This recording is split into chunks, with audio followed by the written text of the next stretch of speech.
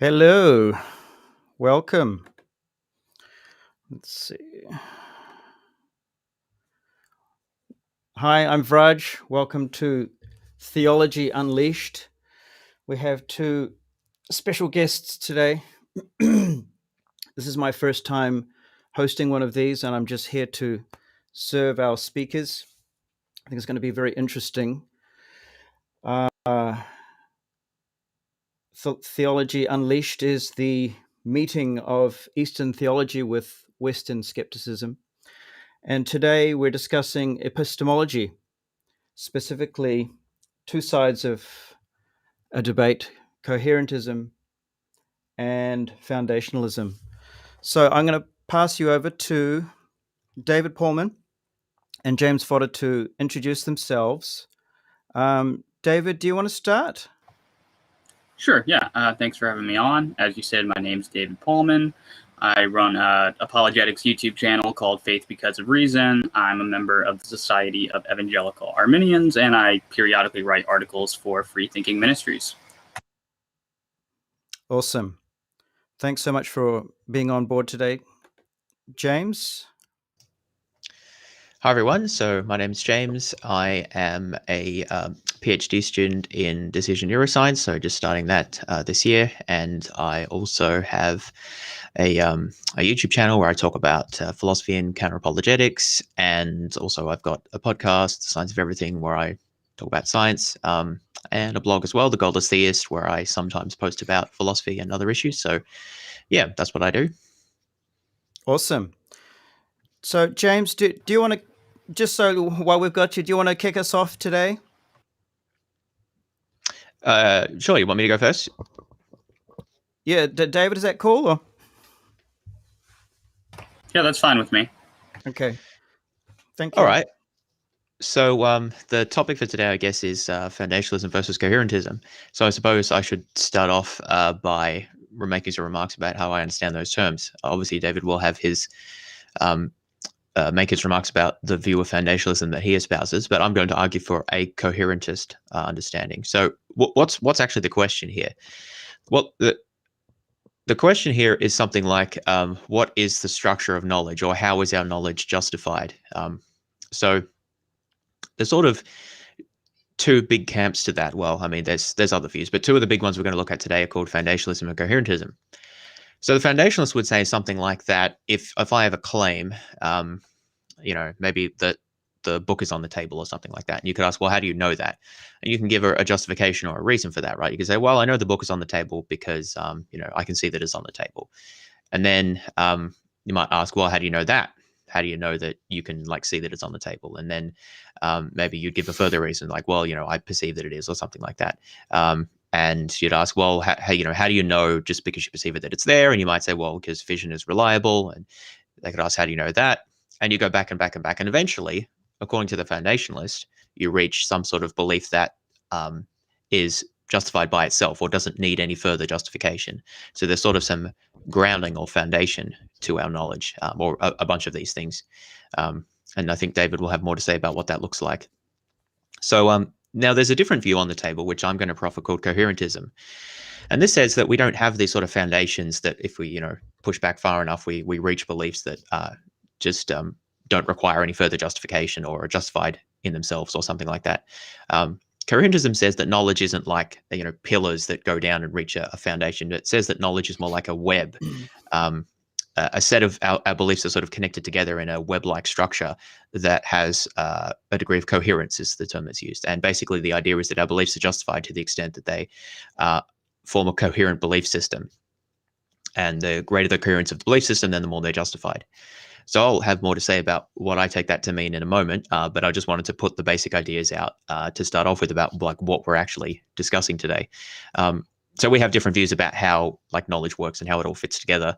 So let me then start my side of things by talking about just sort of how I see some of the issues and where I come to the question. And won't necessarily get into all the detail to start off with. Obviously, that will come out in the course of the discussion.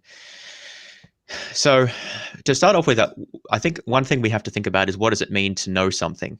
So what is knowledge? And obviously, there's been a lot of discussion in philosophy about this, how to define knowledge. So a traditional view is that knowledge is justified true belief. So a belief is, some sort of cognitive or mental state that you hold with respect to, say, a proposition. And obviously it has to be true for it to count as knowledge, but also it needs to be justified. So you have to have some sort of basis for it, or something that counts in favor of believing it, essentially, a reason. Now, there's been criticisms that that's not sufficient, and then there's sort of other, there's something else you have to add to that to get to knowledge. But I don't want to get too distracted by that for the moment. I just want to focus on the idea that knowledge is justified true belief, and then ask the question, what do we mean by justified? What is justification? Because that's sort of fundamentally what we're asking about. What does it mean for something to be justified in virtue of what is a belief justified? So a foundationalist will say something like a belief is justified if it is justified by a further belief, and then push that back ultimately to sort of some foundations. Whereas I'm going to say something different as a coherentist. I'm going to say that beliefs are justified when they're part of a coherent set of beliefs. So that is, I think, a starting point to understand what the dispute is about. It's about the nature of justification in terms of how that fits into knowledge. Now, there's some more things I could say about the status of justification. I think I might save those for if this comes up, because I don't know whether this is going to be relevant or not. But I do think that I'll just say that at this point, I think that it is important that we think about why justification is valuable. Why don't we just say, well, we're going to go with true beliefs and forget about justification? I think that can be relevant if we're trying to assess which theory of justification is better. But I'll leave that for the moment, and then talk about why I think that a coherentist view of justification is preferable to a foundationalist one, and then David can take the opposite view, and then I think we'll discuss from there. So why do I prefer coherentism over foundationalism? Well, it should be said that there are different forms of coherentism, different forms of foundationalism. So I don't want to preempt David in terms of exactly what he's going to defend. I would say that from my point of view, the biggest challenge of foundationalism is to identify identify candidates for foundational beliefs for things that we don't think require any sort of further justification. Because obviously if it does require like further justification outside itself, then it doesn't seem like it's foundational. And then, so that's one issue, like how can we identify those? What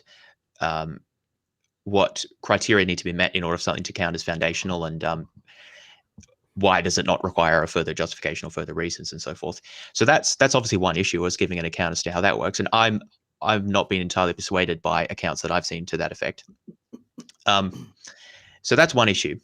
The other issue is how to then build on those foundations to get the rest of our knowledge. And in particular, if we're to avoid skepticism, that is to say that like most or all of our beliefs are not actually justified, then we need some way of ensuring that we can we can give an account of justification that will allow us to justify at least a lot of our beliefs, maybe not all of them, but at least large swaths of them, like common sense beliefs, scientific beliefs, historical beliefs, and so forth.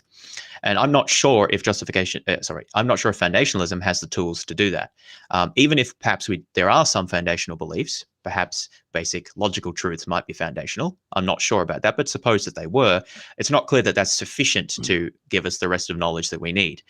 So I guess the two sides to it from my point of view about foundationalism are the status of foundational beliefs, and also then the sort of sufficiency and how we get from whatever foundations do exist to the rest of our knowledge. I think that those are difficult to address, and I've not been persuaded by the answers, but I won't preempt particular answers until David gives an account there.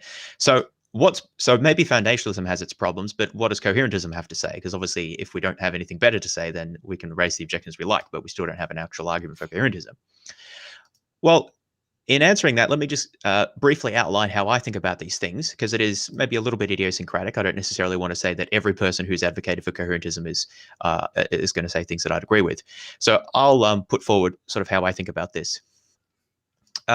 So when I talk about the coherence of a set of beliefs, I think about that as broadly as something like explanatory coherence.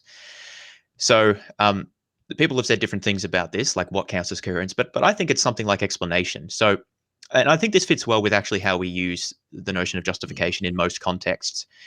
So if someone asks you, why do you believe something, you generally give them some sort of reason, or at least like that's the idea, right? And usually that's going to appeal to some sort of explanatory virtue. So, if they ask you, why is that mess on the floor? You'll give a story that explains how it came to be on the floor, right? Or in science, what we seek to do is to explain a body of data with respect to some postulates or a set of postulates that construct a theory that explains the data. We do this in law, we do this in history, where we basically develop theories that try to explain a bunch of data, and they do that by basically providing you can think of it as a story if you like, or a model if you want to use that language, that gives an account as to how the things that we're trying to explain came to be, or why they are the case. And I think it's important to emphasize that, because when we're talking about giving explanations of things, explanations don't justify one proposition at a time. Explanations generally are successful to the degree that they unify a whole bunch of phenomena or a whole bunch of beliefs. So that's why I think that they fit naturally in a coherentist framework. Obviously, I'm not saying that only coherentists can appeal to explanations, but I do think that they fit very naturally in a coherentist framework, because explanations are the sort of things that don't just justify one claim or another claim, but they tend to unify and collectively justify a whole set of claims if you can provide an explanation for them. And as I said, I think that this fits quite well with how we actually deploy justification in many different contexts, scientific, legal, and historical, and so forth. So I think that it fits quite well with that sort of usage.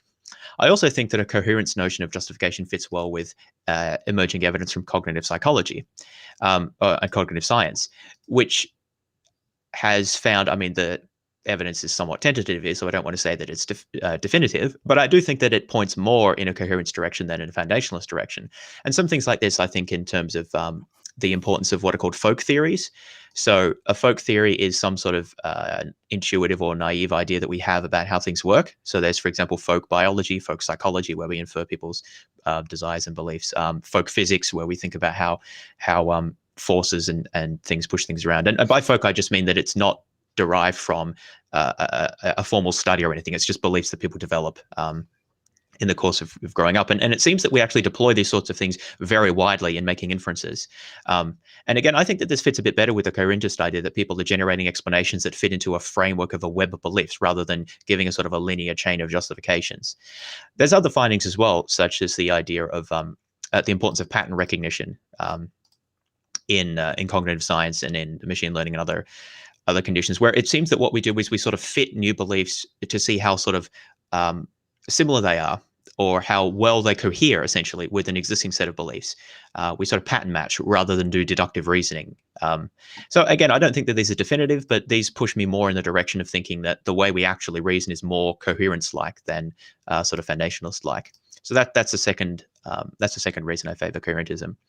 A third reason that I favor coherentism is that I think that it gives a better answer to the skeptic. So the skeptic is the person who's asking, well, how can you justify knowledge, right? Why shouldn't we just say that we're brains in vats, or that we're being deceived by a demon, or something like that? How do you know that that's not the case? And I think the coherentist has a good explanation for this. Basically, that what the answer to the skeptic, although we can't be certain that the skeptic's wrong, but I think we have a plausible answer to say that, look, our best explanation for what we experience, for our cognitive state, essentially, is that it is generated by a real world that isn't like a demon, or that we're not brains in vats. That's a possible explanation, but it's not the best explanation. And we can talk about, of course, what makes a good explanation in terms of explanatory scope and power and simplicity and so forth. But that's relevant, but it's a somewhat separate point, because I don't necessarily have to say exactly what makes a good explanation in order to appeal to that notion as being relevant here. So basically, I think that the best answer to the skeptic is to say that skeptical scenarios are not the best explanation of our experience or our cognitive state, and so they should be rejected on that basis. Not that we can prove that they're impossible or anything, or that there's a foundation that they violate, just that they're not the best fit. So I think that that's a fairly natural and plausible explanation there. There's also no regress problem under coherentism, so I think that this is a related point that some people have, I think, falsely raised as an objection to coherentism. If I say that I'm a coherentist, that doesn't mean that coherence is my foundation, or at least I don't see it that way, because the idea is that ultimately everything fits into your coherence framework, right? So coherentism itself is a view that I hold because I think that it best explains a bunch of data, right? It fits with my other beliefs. So it's not like somehow it's not like it's self-undermining because I need to accept it as a foundation. I think that it's just like another belief. It fits into the framework and coheres with my other beliefs, right? So So that's sort of preempting an objection there that I think is somewhat unwarranted. Now, a fifth and final thing that I'll say about this is sort of relates to another objection, which is, well, can't you have a coherent set of beliefs that doesn't have any connection to reality? Like I could just have a coherent set of beliefs that I'm in a cloud singing or something, and that could be entirely coherent, but doesn't actually refer to anything in the world. Now, you can have those sets of beliefs, but here I need to make a distinction about how I understand coherence, because there are some different views here. So when I talk about coherence, I'm talking about the coherence of our entire, what I describe as a cognitive state or mental state. Now, some philosophers, and this may be relevant later, some philosophers have made a strong distinction between beliefs, which are a particular type of cognitive state or attitude, and then other types of cognitive states, perhaps experiences or perceptions or, well, various other things. I don't find those distinctions as helpful. In particular, I'm not sure that cognitively speaking, that there's actually a big distinction between those things. And so I'm less interested in distinguishing what counts as a belief or what's a perception or something like that. And what I'm more interested in saying is that I think that overall, our beliefs need to provide a coherent, need to coherently unify and provide a coherent account of our entire cognitive state. So this includes things like my current perceptions, as well as memories and my beliefs about things. So if I have a particular set of sensory perceptions and memories of sensory perceptions and experiences, those count as things that I need to coherently unify in giving my coherent set of beliefs. If I have a bunch of beliefs that don't fit with those, that render it sort of implausible or internally in conflict, then that's not a good explanation, and I need to change some of my beliefs, essentially. Now, I should say that I may also end up rejecting those experiences. I might think, well, I may have been mistaken about those experiences. So I'm not saying that there's one thing that you treat as a foundation and then everything else has to adjust. Anything can adjust. The point I'm simply making is that nothing is immune to this sort of approach. So when I'm thinking about coherence, I'm thinking about that in a sort of a fairly broad way, that our cognitive state needs to cohere. That is, we need to have a good explanation as to why we have the cognitive state that we do. So, for example, someone might say, look, the reason you have the cognitive state that you do, which includes like perceptions, experiences, beliefs, is because there's a demon that's deceiving you to believe all of these things. Now, I don't think that that's a good explanation, because it doesn't actually, you have to postulate the demon, and it still doesn't tell you why you have the particular experiences. You have to then give an account as to why it's deceiving you in these particular ways. I think a better explanation is to say that actually there's a reality that has these properties you're interacting with. That's a better explanation. So that's kind of how I see it as working, where it's more providing an explanation for your cognitive state, and that's a way we get sort of empirical input, because you can't just sort of decide to ignore your experiences from that point of view. Now, you may decide that they're non-veridical or that you're mistaken, but they need to be considered. So that's sort of the main things I wanted to say. Let me just quickly review those. And of course, my Word document that's helping me here has decided to bug out. But if I can recall, I think I said that I think coherentism fits well with sort of common practice with how we give reasons and justifications. I think it fits better with cognitive science that's emerging about how beliefs actually work. I think that it provides a good answer to the skeptic. And I don't think that it suffers from a sort of a self-referential or incoherence problem of like being a foundation when it doesn't have one, because I don't think it is a foundation. It's just another thing that we believe. And I don't think it suffers from the problem that it can't incorporate sort of empirical content, because I think of it as being providing a coherent explanation of our entire cognitive state, not just beliefs, and somehow other things don't count. Yeah, so that's, I think, what I wanted to say for opening remarks. And yeah, look forward to the rest of the discussion. Great. Thanks, James. Want me to take it? David, yeah, if you need any clarification on any of that, or you just want to launch into your own? I will launch into my own, but let me just Yeah. kind of preface it by saying that I appreciate, just you laying that out, James. We may be closer together than some people would think on this, and so we can talk about it. But a lot of my objections here may be aimed at a more pure sort of coherentism. So if they don't apply to your particular one, I'm just kind of shooting from the hip here at what I understand about coherentism. So if some of my objections don't apply, we can talk about that. But yeah, so we're talking about epistemic justification, and investigations into epistemic justification often begin with this observation that most of our beliefs are justified on the basis of other beliefs. And then those beliefs are justified on the basis of still others. And we kind of trace that regress for a little while. And the question comes up, well, where does it end? And that's called the regress problem in epistemology. So foundationalism is a theory of epistemic justification, according to which all beliefs come in one of two types, inferential and non-inferential. And every justified inferential belief is ultimately thought to owe its justification to a justified non-inferential belief. And then these justified non-inferential beliefs are kind of thought to be foundational because all other knowledge gets built upon them. So if we really have beliefs like that, if foundationalism is correct, then we have a ready answer to the regress problem, which originally prompted the investigation, right? The how do you know, how do you know, how do you know? Well, if foundationalism is correct, we can kind of end those sorts of questions. We've got a stopping point. And now that's easy enough to say, of course, but the traditional objection to foundationalism regards how exactly do those non-inferential beliefs get justified, if not by recourse to other beliefs. So that's where epistemic coherentism enters the picture, maintaining that the foundationalists have failed to give a satisfactory answer to that question. Coherentists tell us that we should reject the very idea of non-inferential justification. And so inferential beliefs are all that we have, and these beliefs are justified from within by their relationship to one another.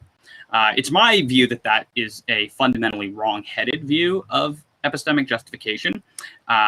I think it might be correct if you held like a coherence theory of truth, but a lot of prominent coherentists would affirm a correspondence theory of truth. And I believe that James himself, although he seems a little more sympathetic to deflationary theories of truth than I do, still favors a correspondence theory like I do. But here is where we kind of begin to face a problem. It seems obvious that there can be multiple mutually exclusive coherent sets of beliefs. And so presumably the coherentist doesn't want to reject the law of non-contradiction or accept some sort of relativism with respect to truth. And so we've got a straightforward problem of meta-justification. Why is it that we should think that coherence is indicative of truth in the first place? Most foundationalists, I should say here, are willing to allow that coherence is important when we're making inferences from our basic foundational beliefs. Then when you're making an inference to other beliefs, then yeah, you want those beliefs to cohere with each other, because obviously we don't think that truth is going to contradict itself. But we would say that it's not enough to justify the whole thing, because it's not telling us where the justification comes from. Another problem arises from the so-called I think it's pronounced doxastic presumption. Coherence is being invoked to justify a subject's candidate beliefs. But how is it that a subject actually knows the content of his own beliefs? In other words, what justifies a subject's belief that he has these specific beliefs? The coherentist cannot appeal to his other beliefs to justify his belief about the contents of his other beliefs, because that would beg the question at hand. And so it seems that an appeal is going to have to be made to some sort of awareness of one's own beliefs.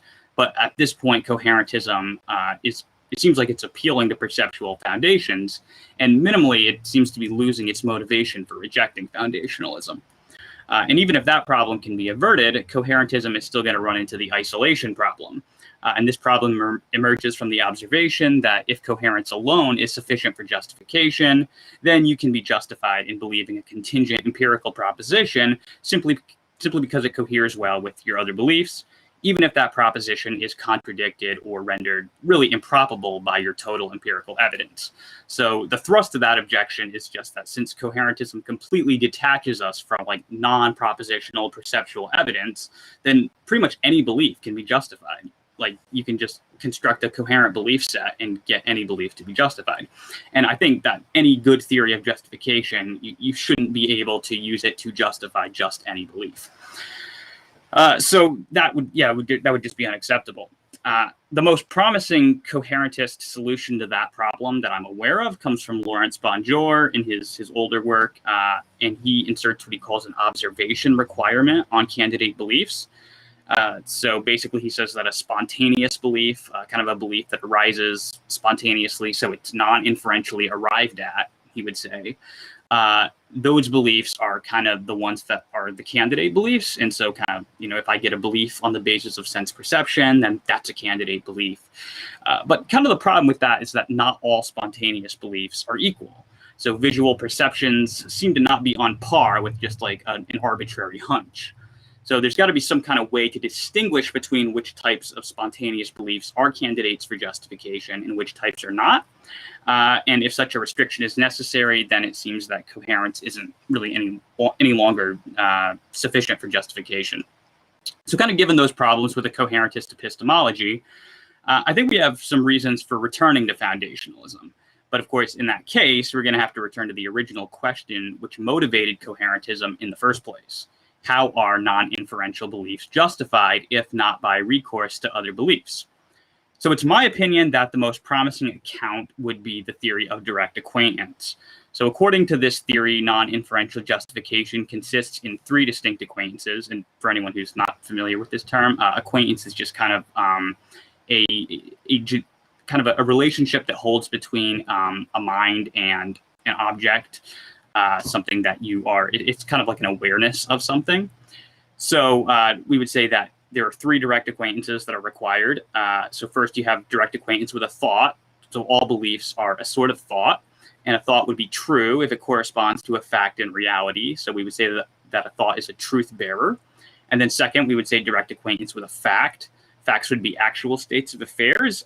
They would exist independently of thoughts, and then thoughts are true when they correspond to those facts. So the fact is the truth maker. And those are kind of two important ingredients for justified beliefs, but they're not really sufficient because conceivably you could believe something which happens to correspond to a fact, but for the wrong reasons. So just having a true belief isn't enough. We would want some justification for it. And so at a third acquaintance, which would be direct acquaintance with the correspondence between the thought and the fact.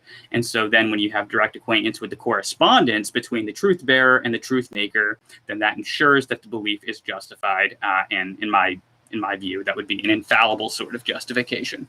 So those three acquaintances taken in conjunction with each other constitute, in my view, a sufficient account for how you could be immediately justified through a perceptual awareness, because the acquaintances just bring everything that's constitutive of a thought being true immediately before consciousness.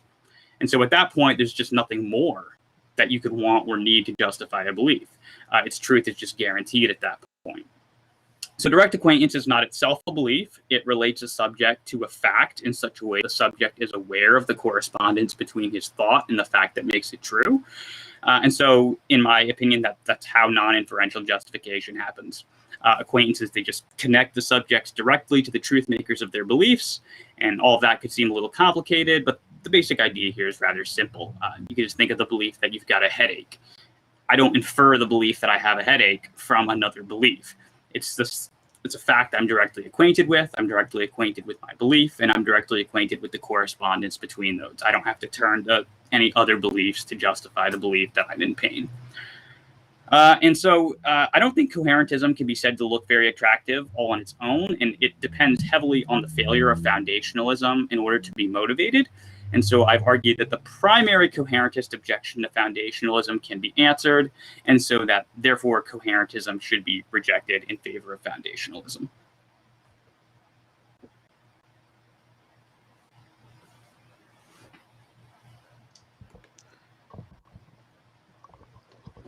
Okay. Thank you so much, David. Let me just try and work out how to get everyone back on the screen here. Okay, where do we go from here? James, do you have anything burning? Yeah, well, I think we can just, David and I maybe can just have a chat. Maybe if we're both up on the screen, though, so that Okay. I can see him when I'm talking. Let's just look at myself. Would be nice. Wait, here we go. Wait. Can we be both? They want to see James too. There we go. There you go. Awesome. All right, cool. Thanks for that, David. That was quite helpful for me. So I'm just thinking, what's best to start off with? Actually, one thing before we get into anything, you mentioned 3 problems with coherentism, and I think I only got 2 of them. So there was the doxastic access and then the empirical contact. What was the third one that you mentioned? The first one, I think, was the problem of meta-justification. So why think that coherence is indicative of truth? Yeah, okay. That's right. Okay, that's just for my reference there. Okay, good. So one thing I want to ask about is that the notion of direct acquaintance, because I think that both of the theories, like I think the biggest problem with coherentism is explaining like what is coherence and how does that work. And I think similarly the biggest problem with foundationalist theories is explaining how the foundation works. And in your case, that's going to be direct acquaintance.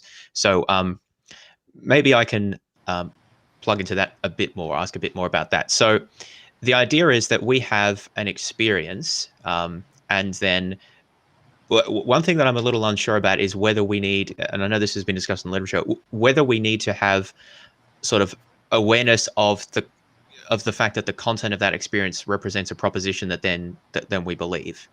Like I can experience pain without necessarily believing that I'm in pain, for example. So how do you see the connection between those things? Yeah, I would agree that a person could have a direct acquaintance with a fact and fail to form a corresponding belief.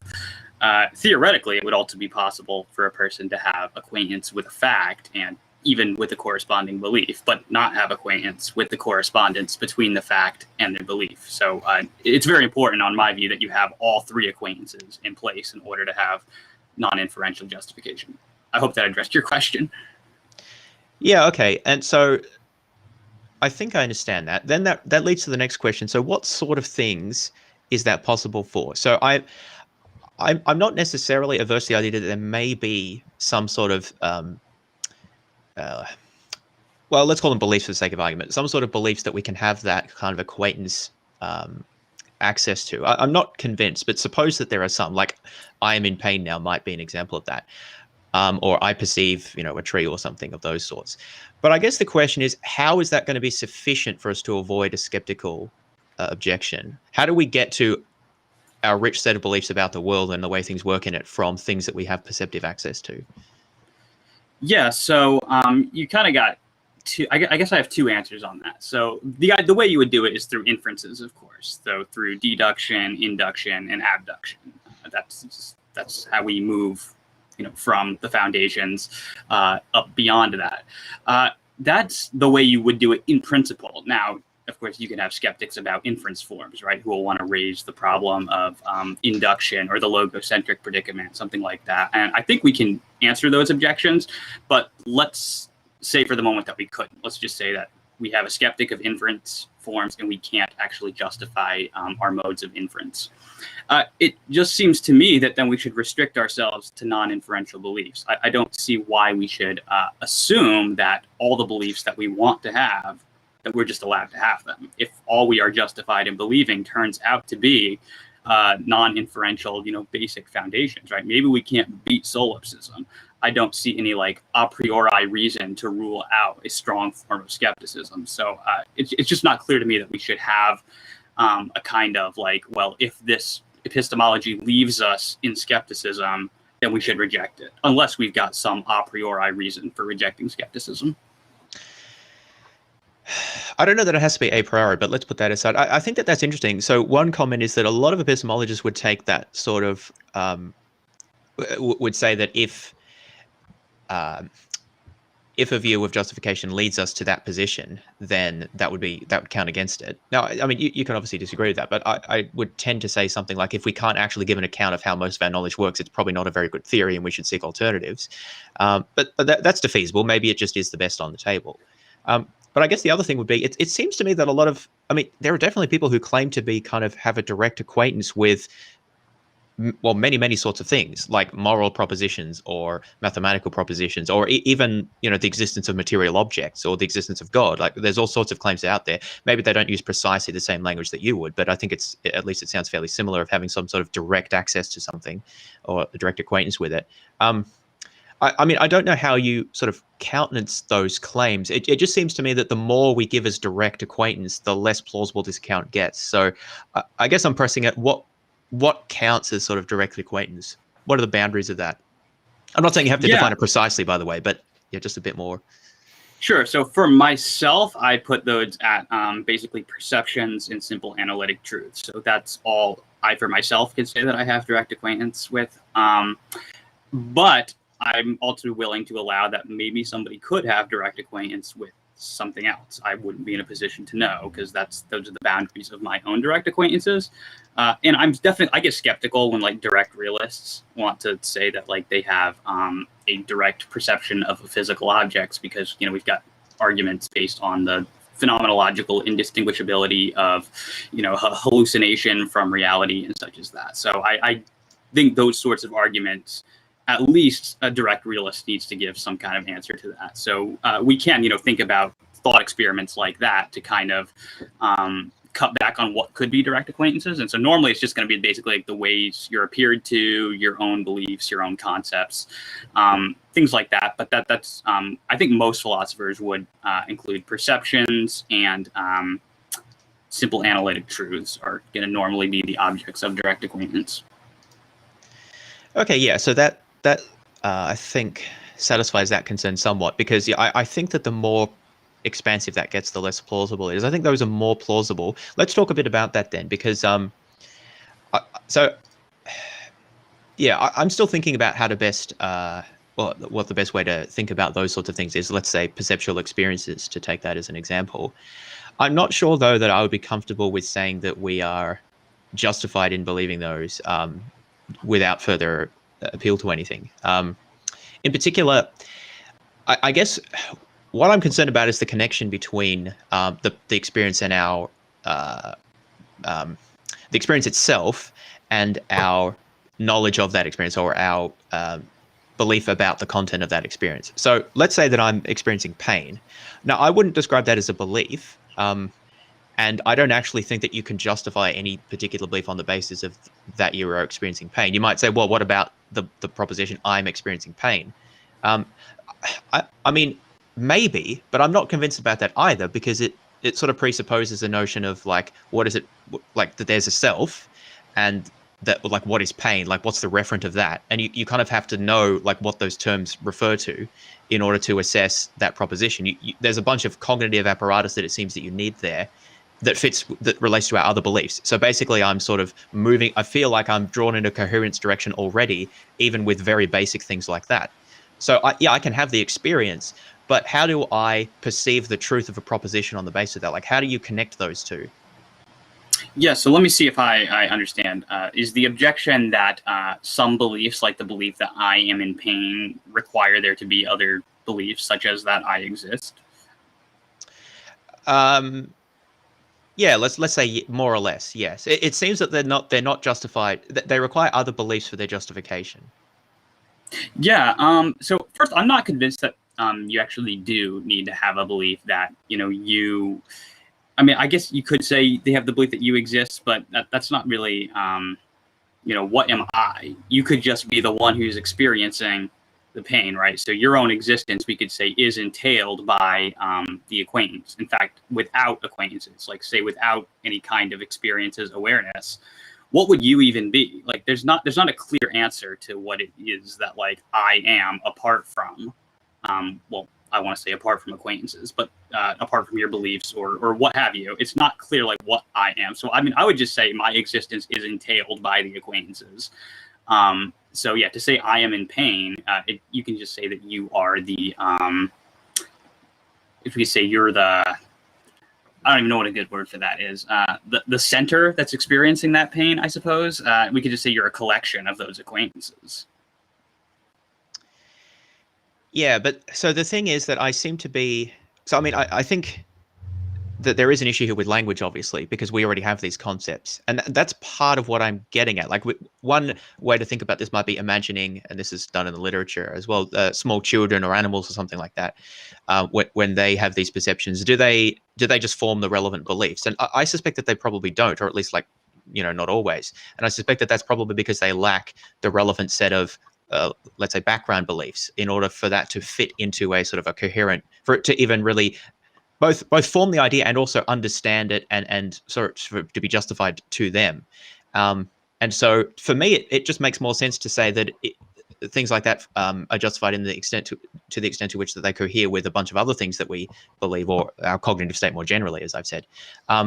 Whereas I'm not quite sure, like it seems that even in describing the content of the belief that follows from what we're acquainted with, the experience, we need to appeal to these other concepts. And if we try to put those away, then we're not left with very much. Like I guess maybe to make that more concrete, I can put the example of a small child who clearly would experience pain, but plausibly doesn't have any belief associated with that. Now, I guess the question would be then, like, what is their epistemic status? Maybe I can just ask without pushing it one way or the other. Yeah. So, no, I think this is a good question. So Tim McGrew makes a distinction between a propositional belief and I think he calls it a doxastic belief. But in any case, he would say that you have a belief, which is basically just this or that, whatever it is that you're experiencing. And so it's almost like a proto belief, but because it's not exactly a proposition. But so he would say, I think that it's hard, obviously, to analyze a child, but you could say that they have kind of a doxastic belief about whatever it is that they're experiencing about their pain, let's say. And so to the extent that you would want to count that as a belief, it would be justified. But maybe because it's not a proposition, somebody wouldn't want to count it. Does that make sense? Yeah, well, this relates to Seller's objection about whether the content of our experiences is propositional or non-propositional, right? Which I'm sure you've encountered before. And so I guess I'm kind of gesturing in that direction. But maybe I can ask though. Okay, so suppose we say whatever we say about the child, and then we compare that to an adult who has a more sophisticated, let's say, understanding of what they're experiencing. What's changed there? Because what I would say is that the adults gained a much richer set of concepts and beliefs that they're able to deploy in making sense of their experience, and that ultimately justifies the beliefs that they form on the basis of that experience. But that doesn't seem that you can. I mean, you can obviously say that they have more language to describe it, but it doesn't seem that you can say that they've developed more beliefs that help them to justify it, because it's the experience itself that's supposed to do the justifying. Yeah, I would say that it's that the child has acquired more concepts that they're able to apply. So you're able to apply more specific concepts to your experience as you acquire the relevant concepts. So, for example, I might just be able to apply like very basic concepts to say a visual perception, right, of that there's like a liquid spilled in front of me, right? But maybe I don't have the concepts to identify what that liquid is or something like that. So I think as you acquire more concepts, you're able to apply them to experiences. And so you're able to get more specific beliefs. And so, again, it's difficult with children because, I'm not one. So, and I wasn't concerned with these sorts of questions when I was. Yeah. So it's really hard to trace how it goes. But my working theory on that would be is something like acquisition of concepts, or if you are a nativist, I guess, a recognition of inborn concepts. But however you land on that side of that debate, it's going to just be applying more concepts to that experience. Yeah, well, I guess the question is that doing justificatory work? See, I tend to think that it is, and that leads us more in the direction of coherentism. So let me explain that a bit more. So I mean, we're probably going to agree that the child does not, that the child's epistemic state is less developed or is more impoverished than the adult who has the same experience. That's fine. That's not quite the issue that I want to raise. It's more that what is it that makes the difference between the child and the adult? So you've said that they acquire more concepts, and obviously they can describe their experience and all that in more detail. That's also fine. That's not quite the point there. The point is more like, it seems that your account would say that you're justified in believing that you're in pain because you have the direct perception of the pain. And then you also, and this is the key point there, you also have the perception, maybe perception is the wrong word, you are acquainted with the object of that, experience, or the object of the experience that you have, and you draw the connection between them, and then that leads you to the proposition. I don't know if I'm getting that exactly right, but there's the experience, and then there's the object of it, and then you link them together to get you to a proposition. But my concern is that the child doesn't seem capable of doing any of that. And it seems that the adult is. So what's changed now? It seems that we've basically had to import a bunch of extra stuff that is necessary to get the justification beyond the mere acquaintance. And that seems to be the problem to me, because if we want to say that we need more than just the acquaintance, then, I mean, I'm not saying strictly that refutes foundationalism, but it seems to be moving away from it because you're having to pull in more resources. Is that kind of making sense? I think I get the objection. Is this like the over intellectualization objection that it seems like we're asking people to do more work than they ever actually do? I think it is, yes. Although, yeah, it's a little bit more than just what they actually do, because like I'm applying it to the case of a child where it seems that they're not capable of doing that. But yeah, I think it's something similar. Okay, yeah. So I mean, again, it is difficult for me to necessarily speak about how this exactly works with children, but let's say, so to briefly restate the theory, it's when you have direct acquaintance with the fact and with your belief or your thought, which is going to be the proposition. So you're directly acquainted with the proposition that you're believing, and then with the correspondence or the match between those two.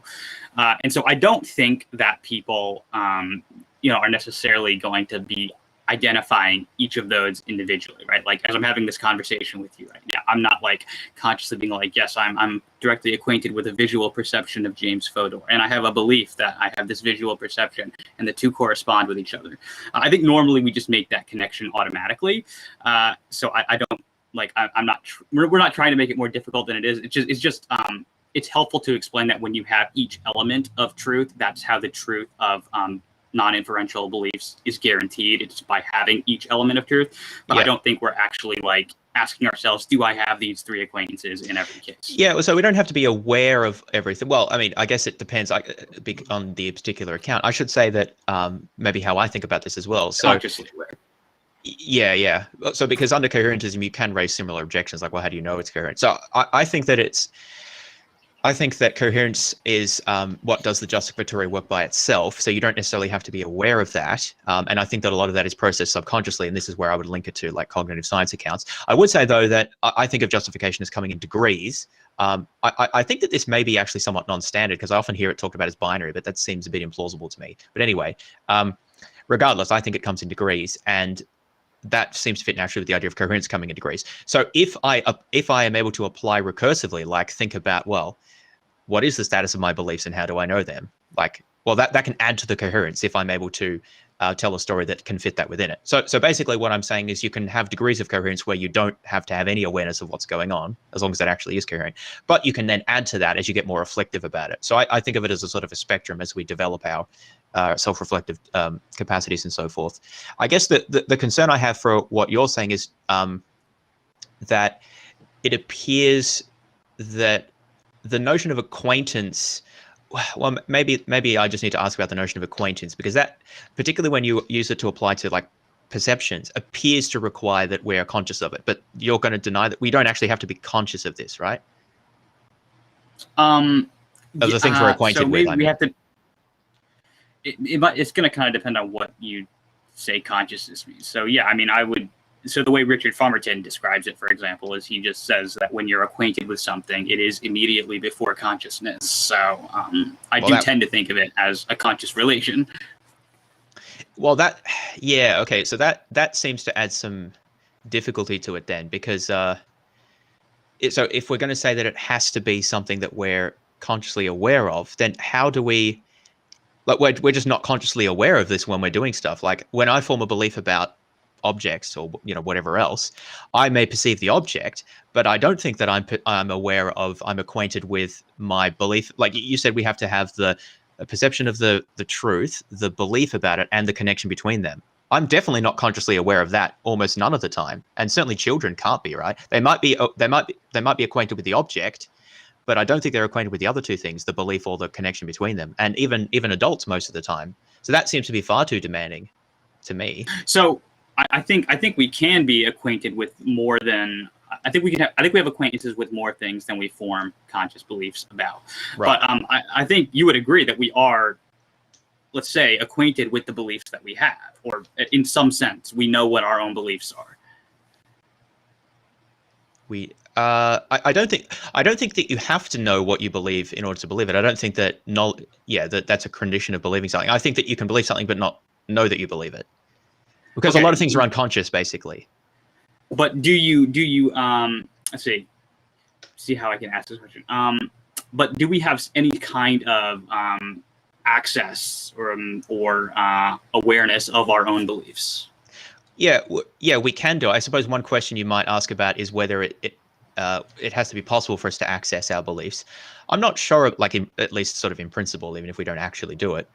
I'm actually not sure about that because, again, I tend to think of these things in a more cognitive sense. So for me, a belief is going to be some sort of functional role in a pattern of cognitive states in our mind. And so I feel like it's quite possible for us to have such things that are not accessible to us. For example, I might believe that, to use an example that might be somewhat relevant, I might believe some negative stereotype about a particular group, right? And that may manifest in all sorts of judgments that I make about that group and how I relate to them. So it's not just like a hypothetical, but I may never actually have the introspective ability to sort of realize that.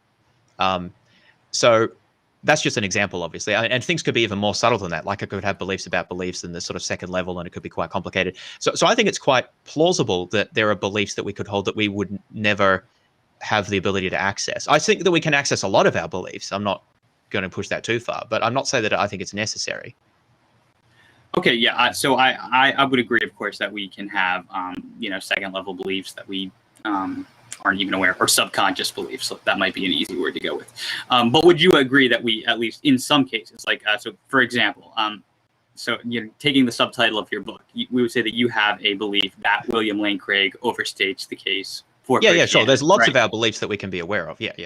Okay, right. So in principle, then, it doesn't seem like it's too demanding then to say that we can be aware of or acquainted with our own beliefs, and we can be acquainted with facts. You said you agreed that people could, be acquainted with facts. So it seems like it's not too demanding to say that we're also acquainted with our own beliefs. Well, I think the demandingness comes in not that like we can, but that we always have to whenever we form a belief that we're justified in. I think a lot of the time we don't have any awareness of the beliefs that we're forming, because a lot of it happens subconsciously, especially if you add the fact that we have to be aware of the connection between our belief and the object of that belief. That seems to imply a level of sort of cognitive monitoring or metacognition that I think a lot of people don't have. I think we can have it, but not about everything, and I think a lot of people don't have it. So okay, I think that if we applied that, we'd end up with very, very little that's justified. You might actually be all right with that, because you've already said that you're kind of okay with pretty high skepticism. So, but I guess I'm just sort of seeing how that fits. Right, and this is at the level of non-inferential justification. And of course, the motivation for this is that I believe you said in your conversation with Arjuna on the topic, like you said you could ask the foundationalist the question, how do you know you've picked the right foundation? And of course, my answer to that is because, again, the truth of this belief, it's literally guaranteed. So the importance here are, it might seem like a stringent requirement, but the motivation for it is because it sets the trajectory for everything else. So I'm not saying so we're not doing this at the level of inferential beliefs, but this is at the level of the non-inferential beliefs that I think that we are certain of, and this is why. Okay, yeah, so that actually that connects to another thing that I was going to ask, because foundationalists differ about this. It seems that you're saying that if something is a foundation, it's infallible. Is that correct? Like we can't be wrong about it. I would say incorrigible, just because there's a subtle distinction between incorrigibility and infallibility. That's fair. It's incorrigible. Yeah. Okay. So that weakens it a bit, but even that does seem wrong to me. Well, I mean, I guess you can just define it as a way, like if we're incorrigible, if it's not incorrigible, then it's not a foundation. But I guess I feel like I can doubt anything. And I mean, I don't want to make it too personal, right? I would make a distinction between incorrigibility and indubitability. So okay. So maybe explain how you think of incorrigibility.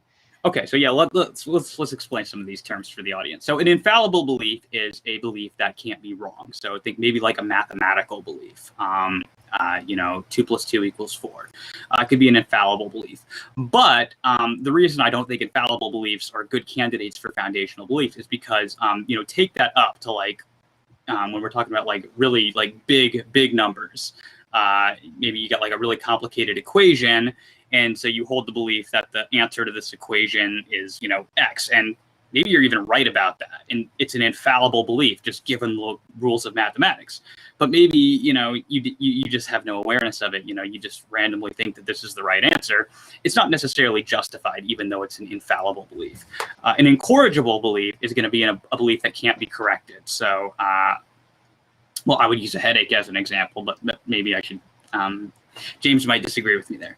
And then an indubitable belief would be a belief that cannot be doubted. I don't find that useful because I think just because you can't doubt something doesn't Right. actually mean that it's true. So Fair anyway, enough. that's the distinction there. I think So, that we so have the incorrigible one belief. is one that we can't, you said can't be corrected, or like maybe can't be changed? A belief that's not subject to being corrected, reformed, or improved. Not subject to. So does that just mean that I'm just trying to understand what that means. Does that just mean that I refuse, or that it seems like it's probably more than that? Like, because I'll just be super stubborn and never change my mind about anything, but that doesn't seem to be quite it. Yeah, so it's not like the personality. Like if somebody is incorrigible, they just never change their mind. It's not that the belief. It's not just that you don't change your mind about it, right? Like let's say, like I'm a theist, right? So let's say I never change my belief that God exists, right? That doesn't actually mean that that was an incorrigible belief, right? Because an incorrigible belief is a belief that cannot be corrected. Like no new evidence could ever overturn that belief being correct. Okay. So could, not like will, but like could. So I think there are any such things. That is incorrigible beliefs. I think I have some. I have the 3 relevant direct acquaintances with certain beliefs. Yeah, okay. Well, let's think about that then. So this also relates to sort of one of your objections to coherentism, which was which one was it? Doxastic access, about how we know what our beliefs are. So again, I've said that we like, from my point of view, often we can just sort of, maybe we'd say our beliefs manifest themselves to us. It's basically just one of our cognitive faculties is to sort of introspect, or we don't even always need to introspect. We just sort of see what they are. But there's a few things that I would make there. First of all, I don't think that sort of having an awareness of what you believe is itself a belief about that belief. It's sort of like perceptual awareness, that if I perceive something, I don't think that that's the same as believing that you see that thing. I don't know that distinction is massively important, but I think that at least for some of these objections, it's important to make that distinction. But so from my point of view, it doesn't really matter what we believe about what we believe. The question is, how coherent are our beliefs? So some of our beliefs we may well have access to, and that may help us to assess that. I think the idea is the more reflective we're able to get about our beliefs, the better we're able to make them, the better we're able to develop a more coherent set of beliefs, hopefully, like if things go well. But that's not like necessary. So I don't see that sort of strong level of access is required. And that's connected to what we were just talking about, because the idea that there are incorrigible beliefs seems somewhat implausible to me. So let me just try to, well, maybe if you can give an example of something you think is like the best case, or like a clearest example, so that I can chew on that for a bit, of an incorrigible belief. I mean, for me, it's got to be like when you've got a really severe headache. I think that is a clear example, at least to me, and maybe to someone else it would be a better one. Because again, we're both internalists. We take justification to be something that can differ person to person. So from my first person perspective, a really, really intense headache, that is like that's an incorrigible belief. Well, what's the belief though? A headache is not a belief. Sorry, the belief that I have a really intense headache when I'm acquainted with the fact, and of course the correspondence between the fact and my belief. But it seems that I could easily be wrong about that. Or again, you haven't said wrong. It seems that I could. Well, let me talk about how I think about that, because obviously I don't know whether you could ever change your mind about that. So that there's a subjectivity inherent there. But for me, obviously I've had headaches before, and I feel like that I could absolutely be induced to change my mind about whether I had a headache. Now, maybe you're going to say, okay, look, maybe you could be wrong about whether, like, you could change your mind if someone told you a story about why it felt like it, because there are forms of pain that originate from different parts of the body, like there's referred pain, there's weird stuff that happens. So maybe something like that happened and it wasn't really like a headache, it was something else. But maybe you could just say, okay, maybe you could change it to something that felt like a headache. I had an experience that felt like a headache. I don't know if you'd be happy to do that, but like it seems you could weaken what the claim was exactly. Like I had this headache-like experience, say. Could I be induced to change my mind about that? Well, again, it's seeming less likely, of course, but we're talking about possibility, so that's pretty strong. Again, it does seem like I could be, right? If someone was able to give it present reasons as to why I was fundamentally mistaken about how I sort of perceived and interpreted the experience. I think that can absolutely happen, at least with perceptual experiences. We can be just fundamentally wrong about how we perceive them. Not wrong about their accuracy with respect to the world, but like, I'm just trying to think of how to articulate this. It's because it's a bit... I mean, sorry. So maybe it would help if I bring this up though, because I agree that obviously our perceptions and our beliefs based on perceptions those can't fail to correspond to an external world, right?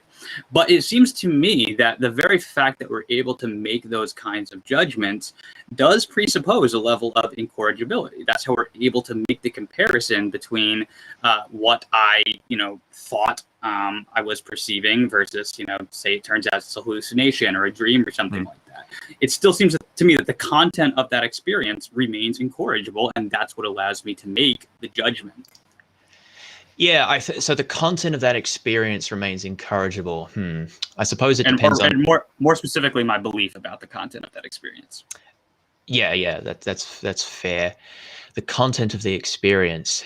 I still feel like, it gets harder to give concrete examples because, like, most of the time most of the time, if we experience something that feels like a headache, then at the very least we experience something that felt like a headache. But if we're talking possibility here, which is a very strong claim, that's where I'm much less ready to go with that, because it still feels like that there are, maybe to just be a bit more abstract, we can say that I can imagine highly deviant cognitive states that mean that I somehow sort of get wrong even the content of what I am thinking about. Maybe to give an analogy, I can think about a dream. So certainly sometimes in my dreams, I seem to have an idea that seems to make a lot of sense. And then when I wake up and realize, well, like that didn't even, like, I'm not even sure what the idea was. It seemed to be just fundamentally confused. Not just like that, not just that the dream doesn't refer to something. I'm making a stronger claim than that, but that the idea itself that seemed incorrigible or like clear and distinct in the dream, outside the dream seems to just be like, doesn't make any sense at all. It seems that I was even wrong about the content of the idea, perhaps. I don't know that's a perfect analogy, but I guess I'm just raising skepticism about this idea that we can say that there are states that we could never change, like we'd never be induced to change our mind about, like in any possible state of affairs. Maybe I just have a broader acceptance for the possibility of highly deviant cognitive states. Yeah, I mean, we may have conflicting intuitions here. It could be part of it, but it just seems to me like when you say like maybe we could have like a headache-like experience, and so to say it's an experience that is phenomenologically indistinguishable from a headache is just to say that it is a headache, because it's like it doesn't make sense to me to talk about a state of affairs that is objectively a headache or not. To me, when I talk about a headache, I'm just talking about the phenomenology of it. So like a headache-like experience. That's helpful, actually, because I think that, that relates to what we think that language is doing. Because that's part of my concern about the incorrigibility, right? Because we can actually find out that the way we're using words is wrong, or at least in principle that we can find that out. So although the experience remains what the experience was, that's the fact of the matter, right? Our beliefs about it could be wrong. So actually, for example, suppose that and I'm pretty sure that someone said this in the literature somewhere. I seem to recall an example like this, but like I say that I have stomach flu, which isn't a thing, right? Because influenza doesn't affect the stomach. But I have a set of experiences that I associate with stomach flu, and I've learned that since I was a child or whatever. And so I say that, and this happens all the time, actually. People come to the doctor and they say that they have this phenomenology, and they'll use a language for it. And it turns out that they're just wrong about, it depends how you accept theories of language, but say common usage or usage of experts or whatever, they're just wrong about their description of that. Now, they're obviously still experiencing something. The fact that their experience isn't affected. But I think that their beliefs about their experience can absolutely be wrong. So let's take the word headache, for example. It seems to me that headache is more than simply a set of phenomenology, because the problem with that is if the word headache simply refers to your David's phenomenology of a headache, that turns it into private language, because then its meaning is entirely intrinsic to you. But I don't think that works. Language is external and can be understood between users. So I think that the referent of the term headache is not simply your subjective experience of what you associate with headache. It's something else. So you could be wrong about your belief that you experience something that's like a headache. You experience something, but what you believed about, I think, could be wrong if you say misunderstand headaches. Okay, yeah. So, I don't want to get into philosophy of language here. This might be a bit of a sidetrack, but I feel like that maybe is perhaps getting. Yeah, I'll say because I'm also pretty much a radical internalist about meaning as well, but I don't want to get off onto that because that's a big issue. Could we maybe at least agree then, maybe find some common ground that there is the person knows that they are experiencing this, and whatever this is, this experience that they call stomach flu, then they are correct insofar as what they identify as stomach flu, obviously by a term that's going to be wrong by other people's estimation, but say to themselves, this term, that's what they mean by it, then, that is correct for them. That they could have incorrigibility in that sense. Yeah, I'm not sure that I would agree that would still be encourageable. I'd have to think more about it. I think that that's a much better candidate, like the pure phenomenology. One problem that I have is moving from pure phenomenology to an actual belief. So, I mean, if we think beliefs are propositional, then there needs to be a sort of a means of expressing that.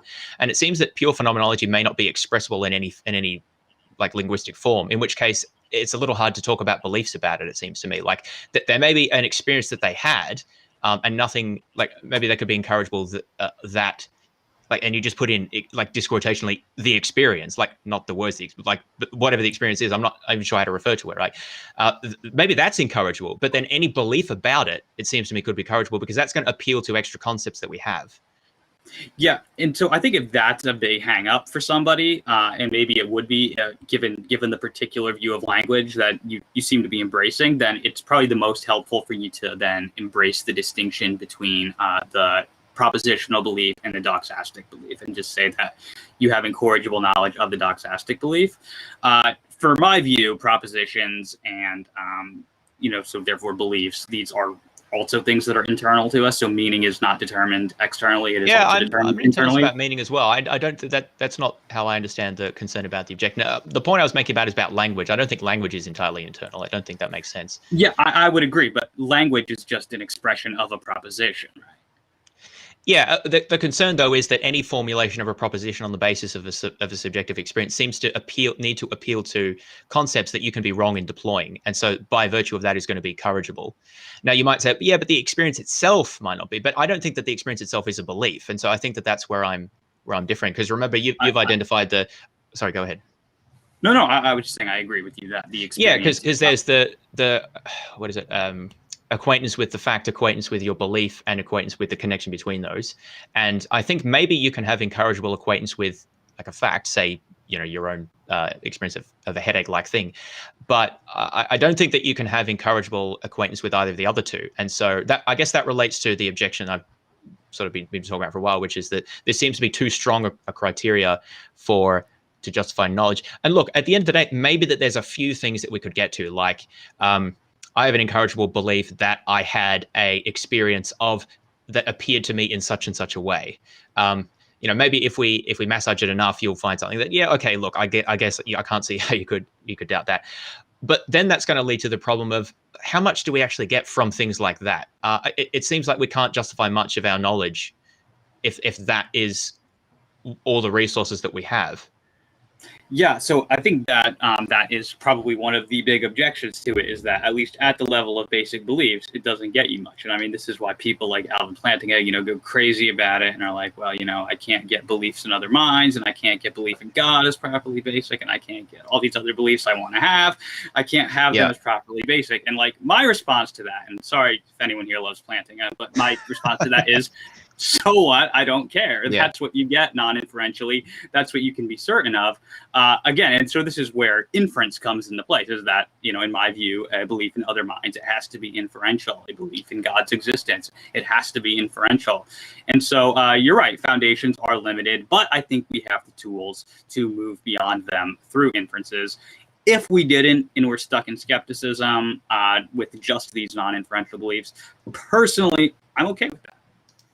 Yeah, that's interesting. I do have some sympathy with that position. I think it is better than certain people. I mean, maybe Plantinga would be one, although he's somewhat different set of views, but that want to add a whole lot of things in as things that we can be, I don't know, that could be properly basic beliefs, or that we can be directly acquainted with and things like that. That seems a bit too profligate from my point of view.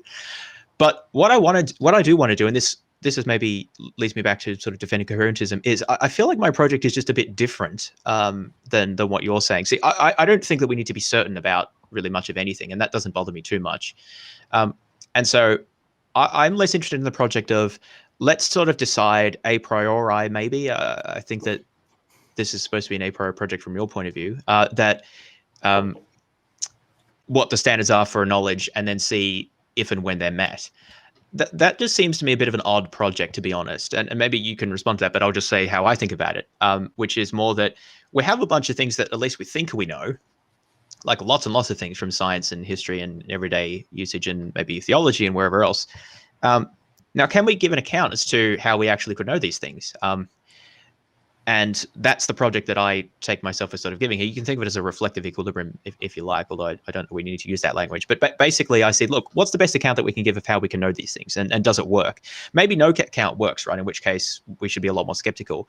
But I think that we can give plausible accounts that allow us to understand how we can know a lot of the things that we know. I actually think that we should be more skeptical than actually a lot of epistemologists would seem to like to think, because I think actually a lot of common sense beliefs we should be more skeptical of than a lot of people would hold. But I also think that there's a lot of things that we can know.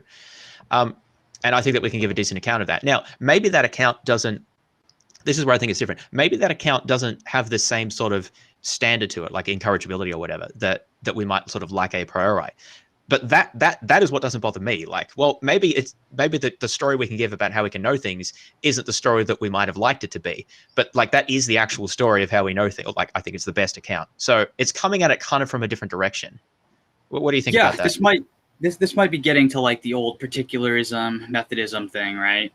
And so it seems to me that my approach seems pretty much Methodist, right? That I'm getting what is knowledge and then seeing if anything measures up to it. Whereas you seem to more be kind of taking that, like, here are things that we know. Can we give an account of how we know them? And kind of to some extent, that has always just kind of seemed like the wrong way to look at it to me, because when we're saying that we know something, we can always ask the question, well, do you in fact know that? And, if so, then how? And so I pretty much agree with the justified true belief definition of knowledge that you gave at the beginning.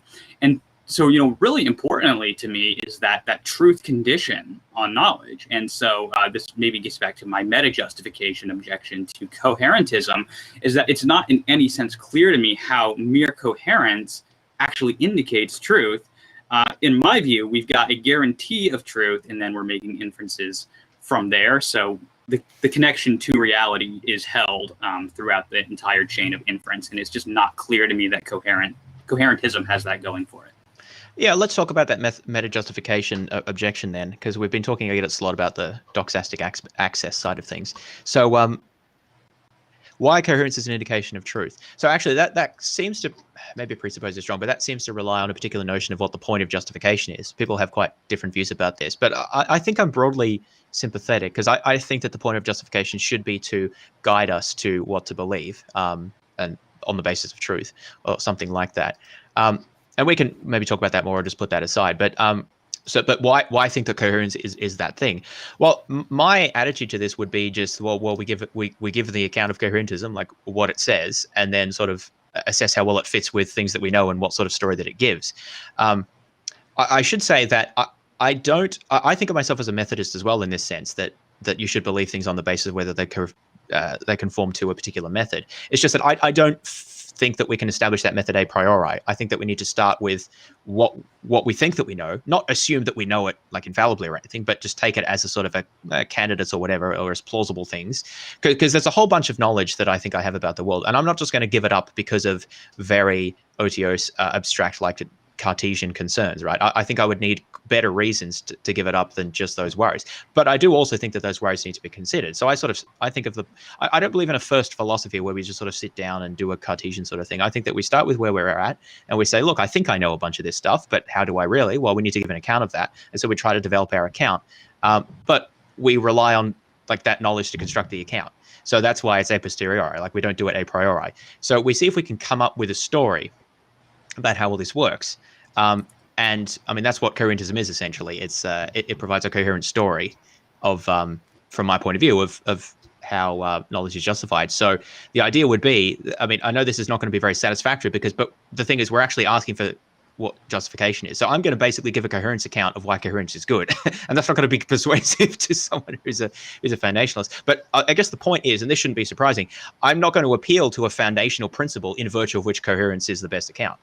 Because I don't believe that that's how it works, right? So if that's what you're going to ask for, then obviously I'm not going to provide that, because that wouldn't even make sense under my own view.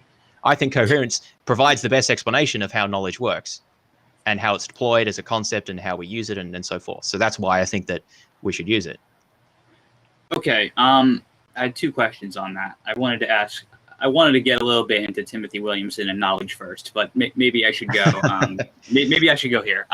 So, what's the answer to the question then? If the question is why think that coherence is indicative of truth, is the answer because the belief that coherence is indicative of truth coheres with your other beliefs? No, that's not quite the answer. I mean, I think that needs to be part of it, because otherwise there'd be a self-referential problem. But the answer is because I think coherence gives us the best account of of why we hold a whole bunch of things to be, not why we hold them to be true. That's not a good way to say it. It gives us the best account of the justificatory structure of our knowledge. Okay. Yeah, I'm just trying. Maybe I can expand on that a little bit. So, because I think we need to think a bit about truth here, right? Because if we think of truth as correspondence, which I'd lean to, and you accept as well, so that we can go with that, we need to sort of ask, well, what's the nature of that correspondence relation? And we might say, well, I have a belief that has some sort of propositional form, let's say, and there's some sort of notion that corresponds to some set of facts or states of affairs or whatever. Now, I think about that slightly. I mean, I think that's broadly true, but I tend to think about it more on the level of systems of belief or webs of belief rather than individual beliefs. And this obviously fits with the way that I think that justification works at the level of system, like sets of beliefs rather than single beliefs. So what I'm going to say is not like does a specific belief correspond to a specific bit of reality. I think that's actually a little bit hard to even explain what that means. It's more like, does a system of belief, so let's say Newtonian mechanics or quantum mechanics or those are just clear examples of systems of belief, but you can give others as well that aren't scientific. Do they correspond to reality? And so what we do is we look at the system, the web, and how it works, and then establish some sort of correspondence relationship to some sort of set of things in reality. Now, obviously, we could argue about how does the correspondence work, but putting that to the side for the moment, that's what I see that's what it is to be true. It is the point that there's a correspondence between a system of beliefs and sort of a bit of reality or parts of reality, aspects of reality. So I think the point is, I think this is not a coherence theory of truth, just to clarify, because I'm talking about correspondence. But I think that the notion of a coherence theory of justification actually makes a lot of sense of this, because the whole point of an explanation of coherence is that I think it's an explanatory notion. So a set of beliefs coheres to the extent that it explains a certain set of facts. An explanation is able to make sense of why we have the sort of set of beliefs or experiences that we do have in virtue of postulating particular things. So I think that the explanatory relation fits very well. It makes a lot of sense of actually the very notion of truth, right, to correspond to something. Because basically I'm saying, look, there's this stuff out there and it interacts in a certain way. In virtue of that, we would expect all these experiences, and then we have those, right, or at least we have a bunch of them, and that gives justification. That gives us reason to think that the things that we postulate are actually true. It's the notion of explanation that's doing the work there. I'm trying to articulate. Yeah, I mean, there's so much of that I want to agree with, right? Like when you were talking about how coherence, it performs an explanatory role, right? And so, I mean, I'm on board with that, but that seems like when we're invoking explanations, it seems like we're making inferences at that point. But when, like you say, we're using an explanation to explain data points, as a foundationalist, my question is like, but then where do those, like what justifies our belief about these data points? So like that, I want to appeal to foundations here to explain how we have the data, and then move beyond that to explanations. So like making inferences from foundations. Yeah, and I think the difference is I don't see that. Well, I mean, I guess I can see the appeal of having those foundations. I don't think that we have them. I mean, we've talked a whole bunch about that. I don't think those accounts work very well. Or even if we do have them, they're not nearly, most of the things that we regard as like data are not those things. So maybe there's a few things there that I have a pain-like experience now, maybe, but I don't think that's sufficient. So I don't think we have those, and I don't think we need them is the other point, because basically when I'm constructing an explanation, I don't need to take the data that I'm using as like as certain or something. I can take it as, how to put this? I mean, I can take it for granted for the point of view of constructing a particular explanatory theory, but then when I'm looking at it a different way, I can then question it. I don't have to take it as like encourageable or something for it to serve as data for a theory. Like, for example, suppose that I'm trying to construct a scientific explanation for just trying to make this a bit more concrete. Let's say I'm looking at general relativity and I have a theory about space and time and all of that, and I want to test that theory. Well, I'm going to test it against a whole bunch of observational data. Now, are those observables certain? Well, no, because all of them could be false. They could be, the equipment could have malfunctioned. I could have had a hallucination. Like, there's all of these things that could have gone wrong along the way, but that doesn't somehow undermine the whole process, because it still provides explanatory value as to, like, I don't want to rely on using probabilistic language here, because that means that there's a whole lot of other baggage here, but I think it's helpful. Like, so I can say that the probability of observing what I do is much greater under the explanation that I'm proffering. So that gives reason to accept that the explanation is true, essentially, even if the data that I'm explaining is itself uncertain. So I don't think it needs to be encourageable in the way that you, or like foundational for it to be like valuable in this way.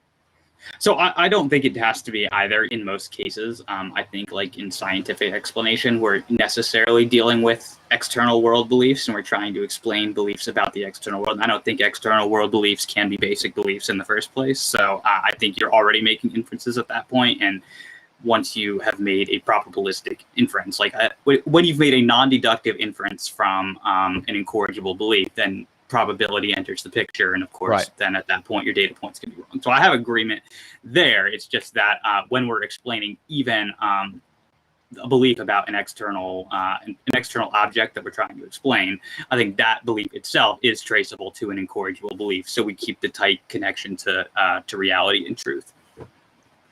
But we don't have an incorrigible belief that there is an external object, right? What is the incorrigible belief that you would identify there, just so I'm on the same page?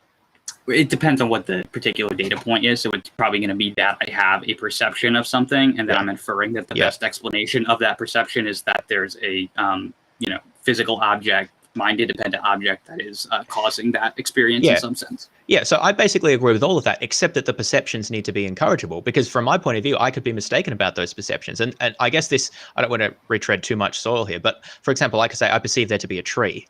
I could be mistaken about that. One reason I could be mistaken is I could have a completely wrong idea about what trees are. But also, there could be, I was going to explain that in a different way. I think that's probably the easiest way to put it, that I could have a very confused idea about what trees are. And to pull that back a little bit, the very notion that I'm deploying, which is a tree, only makes sense within a context of, like, well, what is a tree? Well, you give all these properties of trees, like that they grow and have leaves and whatever else, right, that they photosynthesize. Already it seems that in order to deploy the concept of a tree, I'm appealing to a web of beliefs that I have. So I don't see how the notion that I perceive a tree can be incorrigible, because there's so many ways that I could be wrong about that. Now, there's one way that people have advanced around this, which I'm not saying you have to, but I think this might be helpful, is to adopt a sense data theory of perception, which is to say, look, that ultimately the things that we're interested in terms of perception are not like perceiving objects like a tree, but it's something like green here now, or something like that. Basically, aspects of sensation that are entirely atheoretical, that don't have any sort of top-down content in terms of imposing a structure on that. I just think that that's wrong as a theory of perception, like cognitively. I don't think that's how we perceive. I mean, maybe sometimes we can experience that way, but for the most part, we don't experience green here now. We experience, oh, there's a tree. And in doing so, that's because there's a whole bunch of structure of existing knowledge that we're appealing to there. But that because of that, basically, perception is theory laden, to put it crudely. And so it's not, because that theory can be wrong, the perceptions can also be wrong, and therefore are not incorrigible. Okay, I mean, if the incorrigibility part, obviously, I think we went back and forth a lot on. Well, not a foundation. If you want to, they're not a foundation. They're something that can be revised just like anything else. Okay, I just want to say the foundationalists could, in principle, agree that the points don't have to be incorrigible, right? In my particular classical foundationalist model, it is going to have to be incorrigible. But I mean, most foundationalists today are fallibilists, so they're going to want to agree with that. I don't see the need for it, and I personally think fallibilist foundationalism has a host of other problems that I would have raised if I wasn't debating a coherentist. Yeah, that's fine. I guess to just maybe simplify, because not always articulating. I'm still thinking through these things as well, right? So I'm certainly open to being wrong about this. But it seems to me that the basic idea is that in order to have a sort of for perception to serve as an absolute foundation for at least most of the beliefs that we need, that we would like it to, let's say, or that where we think it might, then we would have to avoid this theory dependence of perception. That is appealing to a whole bunch of beliefs and concepts that we already have as shaping the perception. Because if that's true, if perception is theory dependent in that way, then the beliefs are already affecting our perception, and there's not they don't serve as a foundation. It's already sort of looping back on itself. But I just think that is in fact how perception works, at least almost all of the time. And so the idea of perception as foundation doesn't work. It's already a coherence. You've already got a coherence loop going.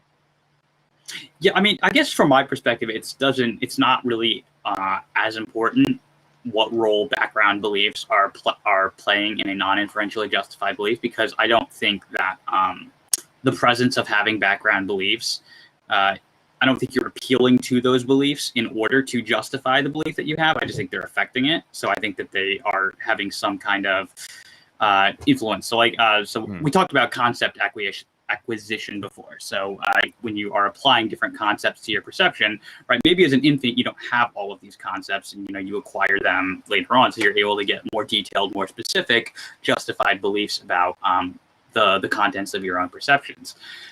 So the fact that these concepts that you acquired them at some point, I don't think that in any way means that those concepts are now I guess they are serving to justify the belief, but you're not appealing to other beliefs at that point. So the belief still seems non-inferentially justified. It's just that you've got more ability now. Does that make sense? The belief seems non-inferentially justified. I guess it's really going to hinge on exactly how we understand that. So let me go back a bit. It seems that if we're to say that we're acquainted with, so I perceive a tree, right? Because and therefore I'm acquainted with that. Well, you say I'm acquainted with my belief and I'm acquainted with the tree itself, I guess.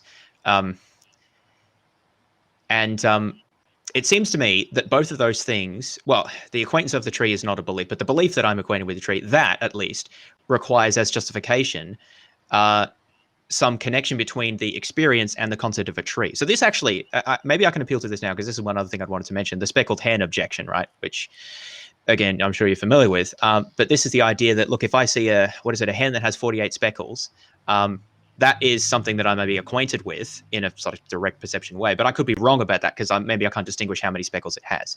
I feel like we've actually been talking about this for quite a while. That's just how it's discussed in the literature, so I thought I'd mention it. But I guess the point is that, suppose that you ask me, look, in virtue of what are you justified in your belief about the fact that this hen has however many speckles?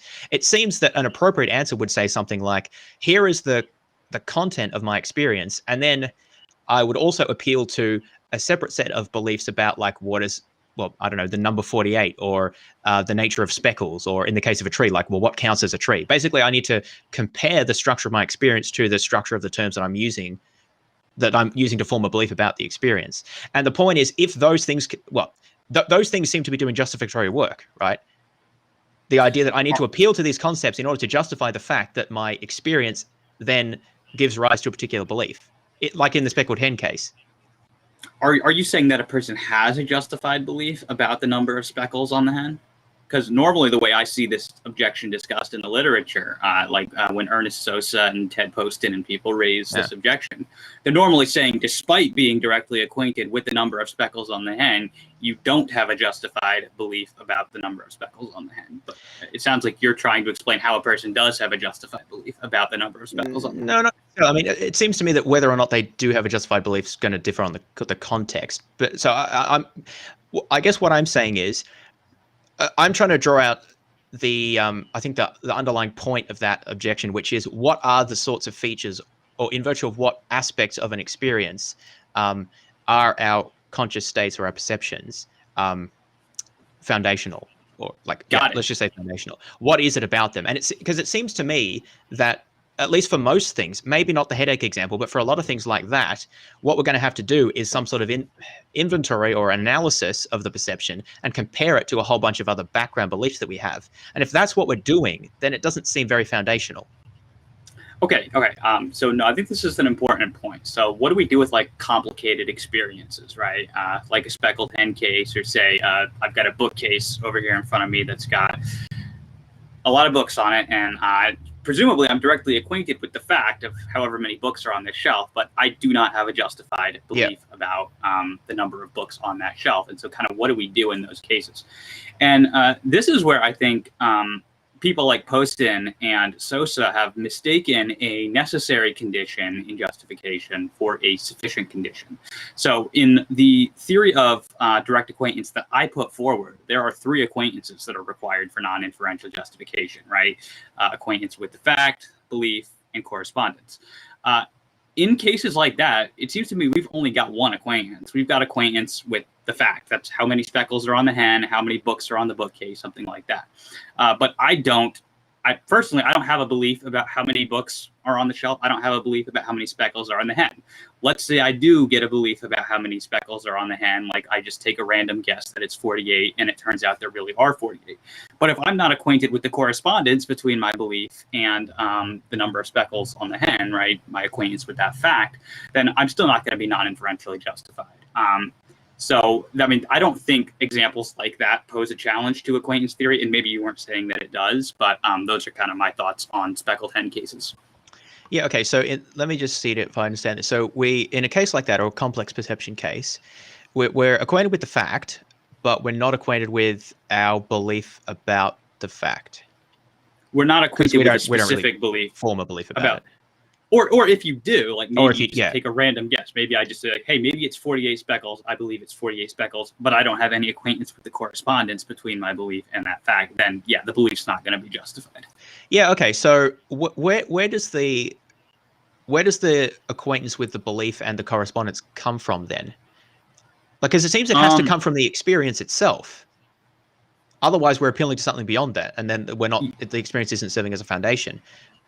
But if it comes from the experience itself, then I just push the issue with what is it about the experience that sort of determines when you have those things and when you don't?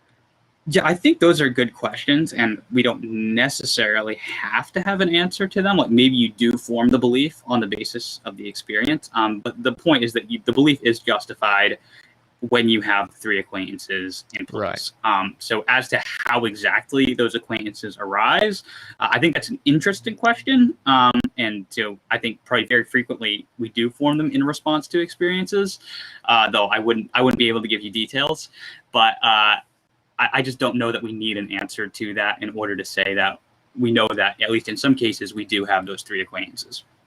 Yeah, I mean, I don't want to push the idea that a philosophical theory has to sort of explain everything in order to be a good theory, because that's obviously too strong. But I do feel this point is important. So let me just sort of maybe say something further about this. So the idea of this acquaintance foundationalism is that this set of three acquaintances of the fact, our belief about the fact, and then the correspondence between those is necessary and sufficient for a belief to be non-inferentially justified. Is that correct? Correct. Okay. So then I guess the question would, well, and maybe you're going to say we don't necessarily need to know this, but I guess the question would be the nature of this acquaintance and how it sort of works. And it seems to me that I don't think it relates to what I was saying before. It seems to me that the foundationalist has put themselves in the position of only being able to appeal to aspects of that of the experience, the fact that the experience relates to, because if they appeal to something else, it doesn't seem to be very foundational. And that's the point I was making about the theory ladenness of perception. And then, sorry, go ahead. Oh, go ahead. No, finish. Well, I was just going to finish that thought out, which seems to me to be it seems to me that the experience itself dramatically underdetermines, at least in many cases, maybe not every single case, but in many cases that, like the speckled hen case or the bookshelf case, radically underdetermines our belief and our acquaintance with whatever belief we might hold, and then our ability to have acquaintance with the correspondence between those. So to just make that more concrete, we could believe a whole bunch of things with respect to how many speckles the hen has, even with the same acquaintance with the same facts. And so it's not quite clear how the acquaintance with the fact is doing, or the fact itself, the perception itself, is doing the work that it needs to ground the belief. It seems that it doesn't determine everything that we need it to. Okay, so it sounds like there might be two issues here. And I'm blanking on what the first one was, but maybe you could explain a little more what you mean by you say it needs to do some kind of work in the perception as it relates to the belief. Like, are you saying that the perception needs to cause the belief in some sense? I think so. I'm a little hesitant to appeal to causation because, again, you get another thing. But it seems that maybe it doesn't have to cause it, but it does seem that if it's to be encouraged, if our beliefs are to be encourageable about this, then it needs to track it in a very fairly precise way, right? Such that if there are 48 speckles, then we form the belief that there are 48 speckles, and if there aren't, then we don't form that belief. And it seems to only, again, the concern here is that we can only appeal to aspects of the experience itself and not anything outside of that. And so it just doesn't seem that it does that. Our beliefs don't seem to be responsive in this very precise way. Because, like, I could miscount them, for example. Or I could mistake a speck from something that isn't. Like, I could have a wrong belief about a whole bunch of stuff. Yeah. And so I think this is where I think it becomes, again, important to return to that. You have to have the three acquaintances in place, right? So it could be like, for example, if there's only like three, say I've got like 3 pink dots in my visual field.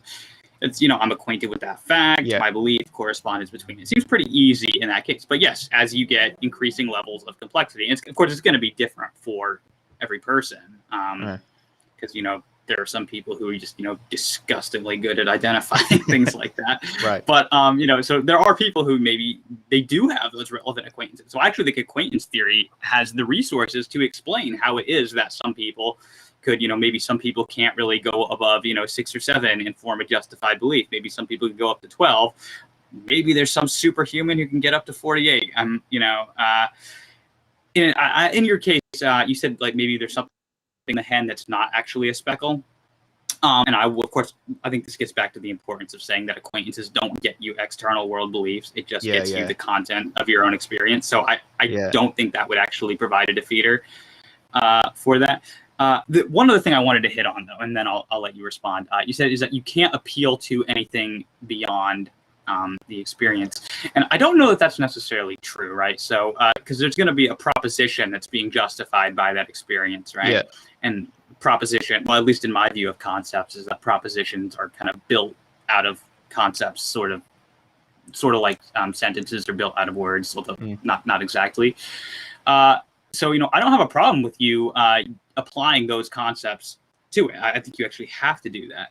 I don't look at that as appealing to other beliefs, though, because I don't think a belief is necessary about how you get those concepts. I think we are acquainted with our own concepts that, build up the proposition. So I just include that in saying we're acquainted with our own beliefs.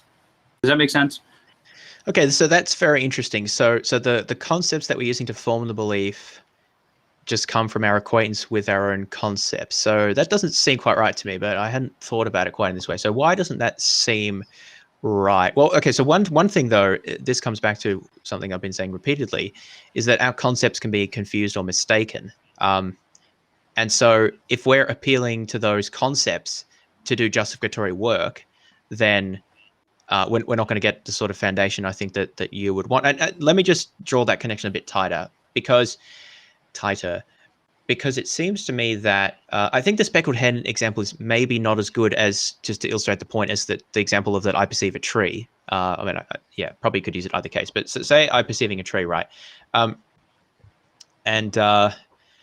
Then there's the question as to the nature of the concepts that I'm deploying. So there's my acquaintance with the fact I guess for it to be a fact, you have to assume that I am perceiving a tree, but with whatever a fact that I'm perceiving, right? And then there's the belief that I form about that, and then my belief about my acquaintance rather with the correspondence between those. Now let's talk about the belief, because this is what I'm interested in, is how the belief that we form relates to the acquaintance with the fact. Because it seems to me that in order to tell a story about where that belief comes from, at least for a lot of cases, you need to tell a story about some sort of, I'm going to say inferential process, and I don't necessarily mean conscious inferential process, that examines properties of the experience and compares it to an appropriate description of those or representation of those properties. So counting the speckles would be a sort of a simple example of that. And again, I don't necessarily mean like actually the consciously counting them, but like there's some mental process that is involved there. So it seems to me that basically what we're doing is comparing an experience with various candidate mental constructs of that experience when we form the belief. And doing that seems to be, in so much as we're doing that, it seems that those concepts that we're using are doing justificatory work, because we're going to say, look, this belief is justified in virtue of having the right arrangement of these concepts. Okay, so is this kind of, it sounds like what you're getting at here is though, so say I have like, go back to the speckled hen, right? You're saying we have to count the speckles on the hen. Not consciously. I'm saying that there's some sort of comparison there between the experience, or an aspect of the experience, and our mental representation of the I guess you'd say, isn't our experience the same as their mental representation? No, actually, it's not, because like, I guess that's what I'm saying. Perceiving the image is not the same as having a mental construct of the number of speckles in that experience. Right. One is our belief about the some aspect of the experience. And so I'm asking about how the latter is formed from the former. Yeah, and I think that this is an interesting question. I'm not sure how relevant it is to the theory of justification, because it seems to me that a lot of our beliefs, kind of come to us honestly automatically. Like we just form beliefs in response to things. Like I believe I have a computer in front of me right now, right? And so, I don't have to like rely on memory or anything. Like in the case of the speckled hen, it would have to be an inferential belief because you're relying on memory for doing counting. But so I mean, do you think I need to be able to tell a story of how I reached the belief that there is a laptop, it appears to me? Not you personally. I'm not saying that the person does. I think the theory of justification needs to be able to give an account of this. So let me give a simpler example then. Let's take the 3 dots, right? The 3 pink dots, so that we don't have to like have a memory aspect there. So it does seem to me that if we see 3 pink dots, you might say we have direct awareness of those dots, but there's also an aspect of which we form a mental representation of the number 3 as describing the number of those dots. And that there's a sense in which that conceptual representation of that aspect of the experience is formed out of a set of concepts, and then we could say, look, it's justified in virtue of there being a correspondence between one aspect of the experience, namely the number of the dots, and then our mental representation of the number of the dots. So the point I'm making there, because I feel like you could agree with most of that, but I think that the fact that there is a sort of let's call it a constructive process of our belief about some aspect of the experience means that we're appealing to existing concepts in order to justify the concept that comes. So like you say, well, why do you have this idea that there are 3 dots? You say, well, here's a notion of 3, like obviously these are very simple concepts, like here's the notion of 3-ness and my idea of like how that works in enumerating, but we're still appealing to those. And it seems, and I think this is the key point, it seems that they're doing justificatory work here in justifying that this is the right concept that I've derived, instead of a 2-dot concept, which would not be the right concept. Okay, I mean, it seems to me that any theory you want to bring, any story you want to tell of how it is that we arrive at this particular belief, the belief that and the right one is important. How do we know that it's the right one? Right. So for my view, it's it's the right one, again, by the acquaintance with the correspondence between that belief and the fact. And it just seems to me, I can take any theory you want to go with as to how the person ended up with that belief. Yeah. It's once you've got the acquaintance with the correspondence between that belief and with the fact, which of course you would also have to be acquainted with. But when you've got acquaintance with that correspondence, then it seems to me that is how you know that it's the right one, because the belief is true, on my view, when it corresponds to reality. Yeah, and so I think that the correspondence there is the acquaintance with the correspondence is smuggling in, I mean, I guess that's a laden term, but I think that implicitly is being appealed to the conceptual framework that we use to assess that, essentially. So I think that is doing justificatory work. I'm not saying that we're consciously doing that, although I guess we could, but like in the 3-dot case, that's not a conscious thing that we're going to do. We're not going to consciously like count them. But I still think that those are being appealed to. And I guess this probably just reflects the way that I think about it as a coherentist, right? Because I think it's sort of a total mental state that we're trying to explain, and that also does the justificatory work itself. And I guess my concern is that, like, I guess you could just define justification in a way that, like, that doesn't count and it's something else. Maybe my concern then is simply that I feel like that this account doesn't sufficiently incorporate the importance of those existing concepts or background beliefs, we'll say, in actually shaping even what we perceive and our beliefs about what we perceive, even like really basic things. So maybe I'll give an example of like the duck rabbit, where like you look at it, like it's the same stimuli. I assume you know what I'm referring to, right? The duck rabbit, yeah. Just making sure, because if you haven't seen it, it won't be very helpful. But yeah. So the duck rabbit is basically like I don't know, it's a pattern, a shade, an image that if you look at it kind of one way, it looks like it's a rabbit's head. If you look at it another way, it looks like it's a duck's head on its side. Most people probably seen this. Now, this is interesting because the perception is obviously the literal perceptual input is obviously the same in both cases, the sensory input, but the perception we have can be different, and it can sort of flip-flop between the two.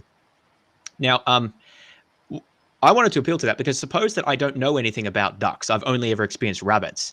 Well, then I'm going to perceive that as a rabbit, and I'm going to say, hey, this is an image of a rabbit. And, I'm going to have acquaintance with the fact that this is an image of a rabbit, and then acquaintance with my belief in that, and so forth. But then suppose that I somehow learn about, which one did I say you didn't know about? You learn about ducks. Now that's entered into my conceptual space, and now when I actually look at the same thing, I'm actually perceiving it differently. And I want to emphasize the point here that it's actually a different perception, right? Because what happens with those cases, or at least this is the story that I give it, is not that you look at the spot, you look at the shape, and you say, "Oh, I think that is an image of a duck." No, because you know that's not an image of either. Like, it's just a shape. But what most people at least perceive is like, "Oh, that's a duck. That's a picture of a duck," and then it flips and, "Oh, that's a picture of a rabbit." So what I'm saying here is, I think that the foundationalist acquaintance isn't giving its proper due to the importance of what these background beliefs are actually doing with respect to our concept formation and even the justification of those sorts of beliefs. And I think Coherentism fits with that better. Is it all right if I share screen here just so people know what we're talking about? Yeah, that's probably should have done that in retrospect. You're good. Let me just, can you see that? I can't see it. I don't know if Raja might have to. Oh, yeah, there we go. All right, so yeah, this is what we're talking about. Okay, I mean, so yeah, so I mean, I look at it one way, it looks like a duck, it looks like a rabbit. Kind of one problem I have with these sorts of examples is that, like, the parts of it, like, there are determinate parts of that, right? Like, there's a dot in the middle of it, right? I would say that these are the aspects of it that you're directly acquainted with. And it's, maybe, what you could be directly acquainted with the fact that you're maybe applying the concept of a duck, or you're applying the concept of a rabbit to it. I mean, at the end of the day, this is a drawing. And so, like, when we're looking at artistic pieces, particularly ones that are like, another one is like the old lady, right? And I'll stop screen sharing because people have the idea. But it seems problematic to me when we're appealing to kind of cartoony examples like that, where we're just kind of like, well, it's specifically made to be ambiguous. But I would say that there are determinate aspects of the experience that you're acquainted with. But I mean, at the end of the day, it's not really either one. It's meant to be compatible with either. So that's kind of why it is that you can apply either concept. Yeah, but I'm talking about your perception, not like the reality or the causal etiology of the drawing. I'm talking about your perception of it. Your perception is determined, it seems, by the concepts that you have, and will actually feature in your justification. Like, well, why do you think it's a rabbit versus why do you think it's a duck? If you only had one of those concepts, you'll have one set of things to say, but then you form the other one. And I think that's just a critical aspect of all of our beliefs. This obviously is a simple example to illustrate that point, but I think it applies much more broadly. Like, if I say this is a tree, and, well, maybe it's actually not a tree, it's just a bush that looks like a tree, and then that fits in my concept of a tree. Like, I think this is actually a very broad point. Okay, I mean, I get what you're saying there, and so maybe we could think of it this way. Maybe we could say that. So would you say that? Which one did you say first? Duck or rabbit? What's the first one that the person thought of? Rabbit. They don't know about rabbit. ducks. Okay. They only know about rabbits. So the person has no concept of a duck. Could they at least have an incorrigible belief that they were appeared to as though there was a duck there? Well, not if they don't have the concept of a duck. No. Or sorry, a rabbit. Yeah, sorry. As though there was a rabbit. No, I wasn't sure if you actually meant no. Could they have an incorrigible belief? Well, I don't like the notion. Yeah, go ahead. Well, you just say the kind of like one stands out to us. Like there's a similar one with like the young girl versus the old woman, right? And kind of just with these sorts of things, one of them just grabs us first, right? I don't think it's really even proper in these cases to say that there is a correct matter of the fact, but maybe in like the bush tree example. No, I'm purely talking about perception. Yeah, so I'm not interested in like which the drawing is of. I'm saying what is the nature of our perception of it. That's actually why I'm using this example, because there's no, I assume, no fact of the matter about which it actually is. Right. And the same stimuli gives rise to different perceptions. That's why I think it's helpful. But right. I would say no, it's not incorrigible, because suppose I don't think it would be. I suppose is what I would say. Suppose that I I only know about rabbits, and I see it. I'm like, oh, that's a rabbit. And like, I guess no one tells me about it. So I'm like, yeah, I remember then I had that perception of a rabbit when I saw this thing. Then later I learned about ducks. And then perhaps I remember, oh yeah, that thing that I saw, like maybe that, like now that I think about it, that actually was a duck. Or maybe I think it was either, like whichever way I think about it. I actually changed my attitude, or not just attitude, my belief about what perception I had based on later knowledge that I gained that helps me to interpret that perception differently. And this relates back to the point, is that that it's basically theory laden. Our perceptions are theory laden, and that theory is doing justificatory work when it comes to us forming and justifying the concepts that we use to apply to the theories. Yeah, and so I mean, I'm going to agree, obviously, at the level of when we're applying very precise sorts of concepts, then I don't think that you have incorrigible knowledge of at that level of conceptualization, because again, I don't think we have acquaintance with generally those sorts of things. Sort of like if you, to use the example I gave earlier of a spilled liquid, you might have incorrigible knowledge that there's an appearance there of liquid, but maybe initially you just apply the concept of water, and it turns out it's gasoline or something like that. Well, I mean, I don't think that we were in fact acquainted with the the chemical makeup of whatever that liquid was. So I think that the very broad perception, very broad concept of liquid, then it is incorrigible to that extent. Or with the bush tree one, we could just say that there was, vegetation, there were leaves, whatever. Those facts of your experience, I would say you were directly acquainted with those, as well as your belief about that. But yes, then when you tried to make the inference that this is a tree and it turns out it was a bush, then yes, then you went beyond your direct acquaintances. So this is what I'm rejecting then. What is our direct acquaintance? It seems to me our direct acquaintance is just like whatever we. Well, this is the fundamental. This is the fundamental objection as to how we go from an experience to a belief about that experience. If I have an idea of a tree, I'm not going to say that, oh, well, actually it was just some sort of vegetation. Like, I'm directly acquainted with it being a tree because that's how I'm deploying the concept. And that's why I use the duck rabbit example, because it's the same sensory input. It's clear, it's just that we're deploying different, I guess, theoretical constructs. And I don't think those are very abstract. Duck and rabbit are fairly concrete, and they're also not very precise. It's not even entirely clear why it's a duck or a rabbit, right? Because it doesn't really look much like either. The point is that is how people perceive it. And so I think it's a very useful example to show how we can be directly acquainted with, I have an appearance of a rabbit. But then also maybe you learn later, oh, what are ducks? And then I can reinterpret that experience in the light of the new concept that I have and actually regard the experience differently. And I think that shows how much work actually those background beliefs are doing there.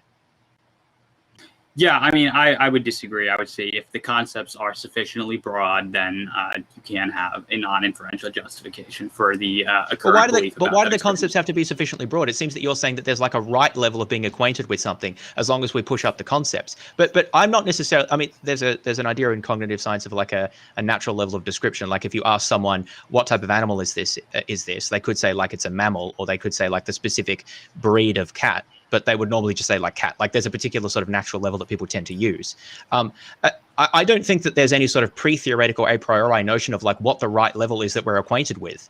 That doesn't seem to make any sense to me. It's just whatever level that we're deploying based on the concepts. But I'm saying that when the concepts change, then what we're acquainted with changes. Like if I know lots about cats, I might be directly acquainted with the precise breed that is.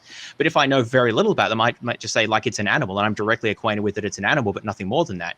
But maybe later then, if I learn much more about cats, then I actually realize, oh, that thing that I experienced, that was actually this breed, right?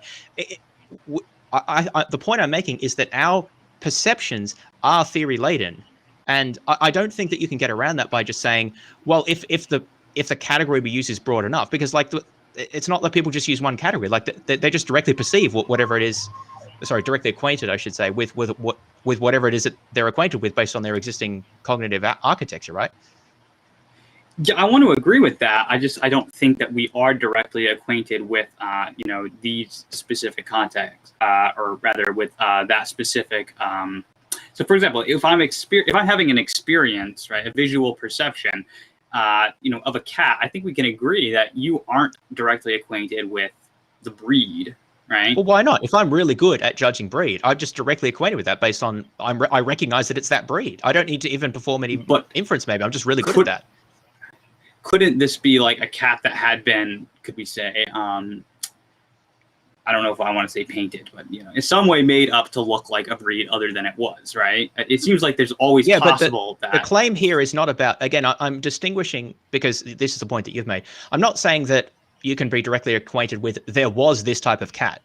I'm saying that you had an experience or that appeared to you, this type of catly. That's what I'm saying. Seems to fit your criteria for being like incorrigible, right? That you just are directly acquainted with the way that a cat was perceived. But other people would experience something very different. They wouldn't be directly acquainted with that. Maybe they'd even know what a cat is. They just say like it's an animal. So what I'm saying is that's the fine. same I'm not perception sure that gives rise to a problem. It poses a problem because I think that it shows that a lot of justificatory work is being done by the background beliefs. I don't. What justificatory work would you say that these background beliefs are doing? I agree that background beliefs are there.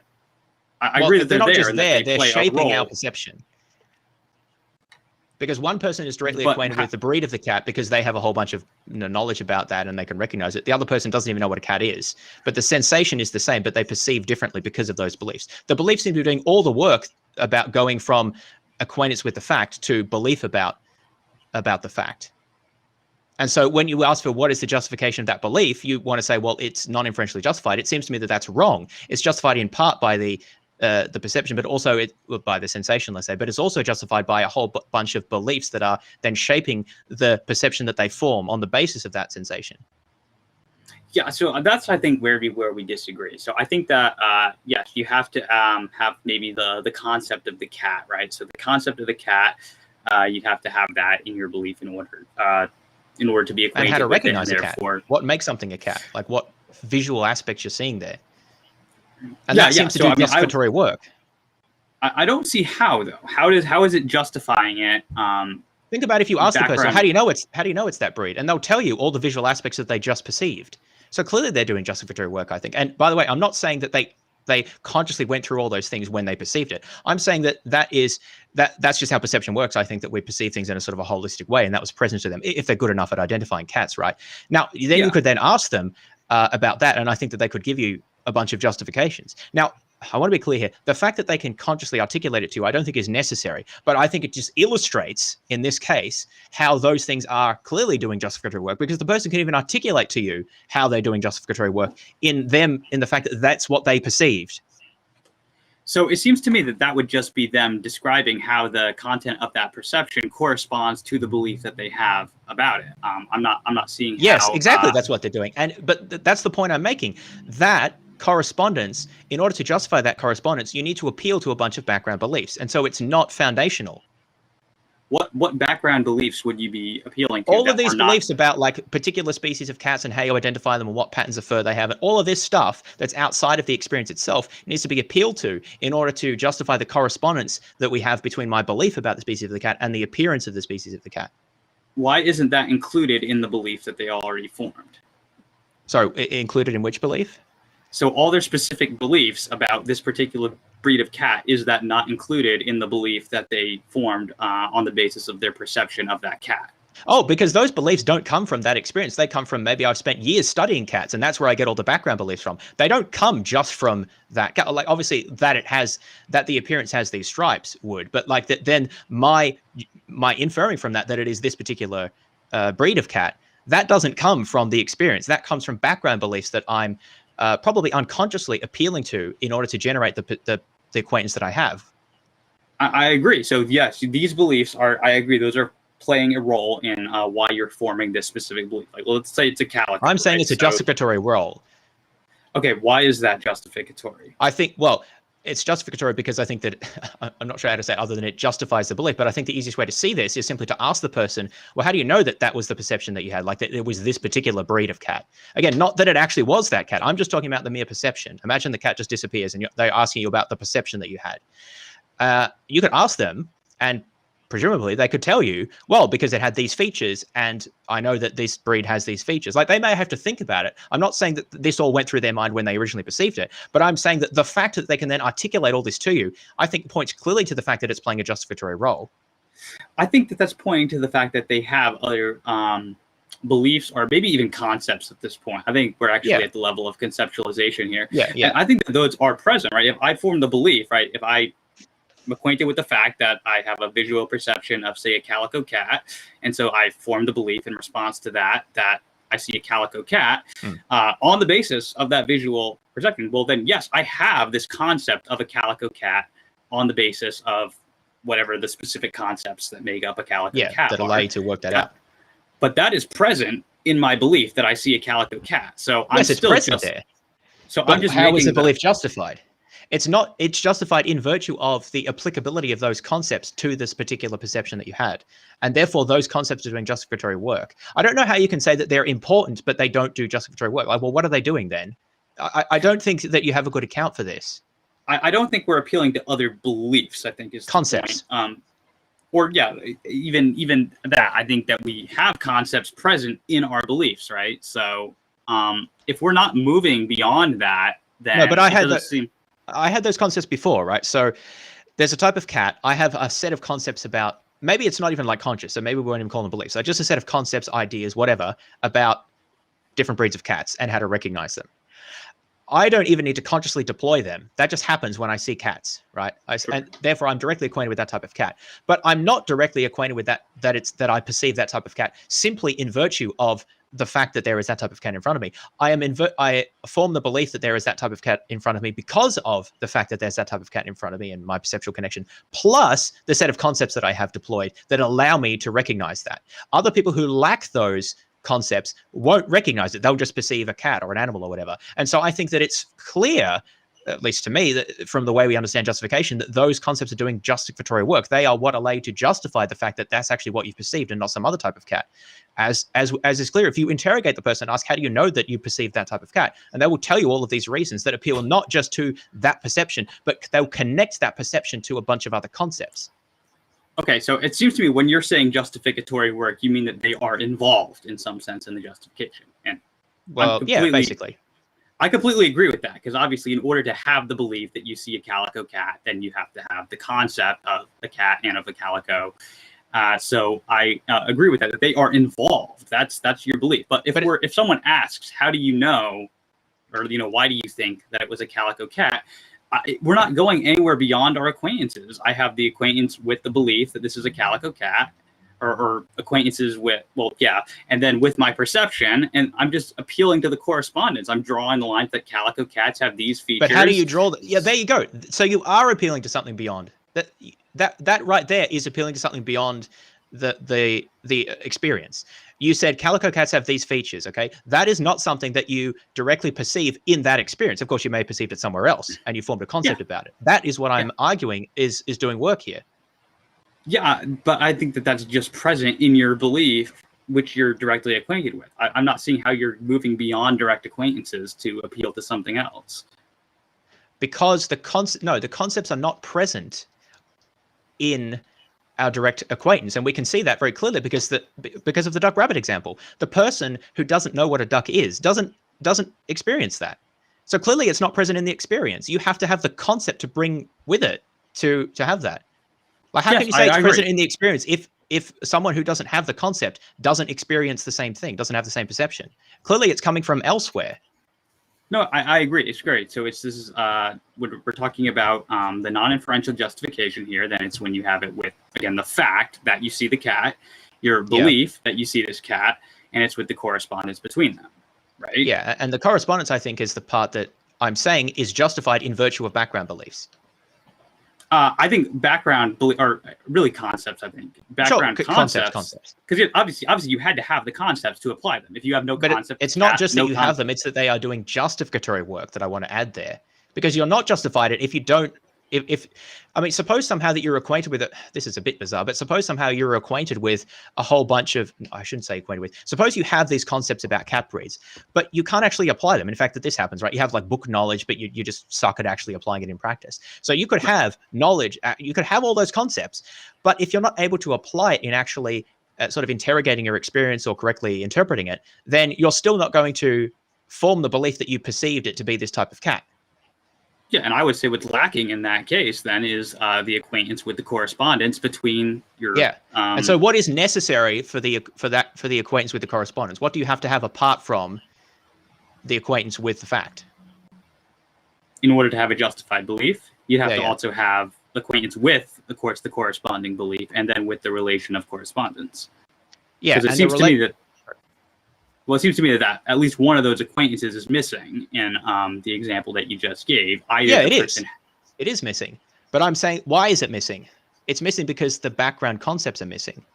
So how can then you say that they're not doing justificatory work if in their absence we're not justified and they're necessary and sufficient for justification? Or at least I'm not denying that they play a role in it. Obviously, you have to have the concepts in place. You have to apply those to and I feel like we're going on a bit of a circle at this point. But yes, you have to have the concepts. Yeah, I don't know that we're making progress. I just feel a bit unsatisfied when you say they play a role, but won't say that it's justificatory. Like, I don't really see what's the difference, especially if you ask the person, they will justify it with respect to exactly these reasons. So how are they not justificatory? Okay, so maybe it would be helpful if I ask you, what is the objection that you're saying here? Because it seems to me like we both agree that concepts are involved in justification. They're justificatorily necessary. So the objection is that the experience alone is not the experience is not foundational. It is not what is the word, non-inferentially justified, because you do actually need inference here, even if it's subconscious inference, by appeal to background concepts. So one way to put this is theory dependence of observation. I think that fits with coherentism better than it does with foundationalism. Okay, I got it. I'm sorry. I think it was my fault that we were just on that tangent. Oh, no, that's fine. I misunderstood the objection there. So, yeah, I mean, I agree that just having acquaintance with a fact is not sufficient to have justification. But where I disagree with you is when you say that inference is involved when we have concepts here. So we can acquire concepts on the basis of our experiences, or if you're a nativist, we just have them from goodness knows where. But we have concepts. I think that we know our concepts by acquaintance with them. But I don't see that inference is involved at any level here. So maybe you could explain why you think inference is being involved. Yeah, bearing in mind time here, but I think we've reached a sort of a good point there. So maybe I'll just sort of give one more go at explaining how I see it works, and then you can respond and if there's any questions. But so why do I think inference is involved? So first of all, I want to clarify, doesn't have to be conscious inference. In fact, most of the time it's subconscious. But I still think it's inference because it's basically sort of putting pieces together, if you will, and not simply direct acquaintance. So why do I think it's that way? Because I think, so let's say the cat example, when I perceive a cat of a particular species, if I have the right set of concepts, my brain or my mind is putting together those concepts and sort of identifying, okay, so why is it this cat? Well, I recognize these features and I know that cats of this breed have these features.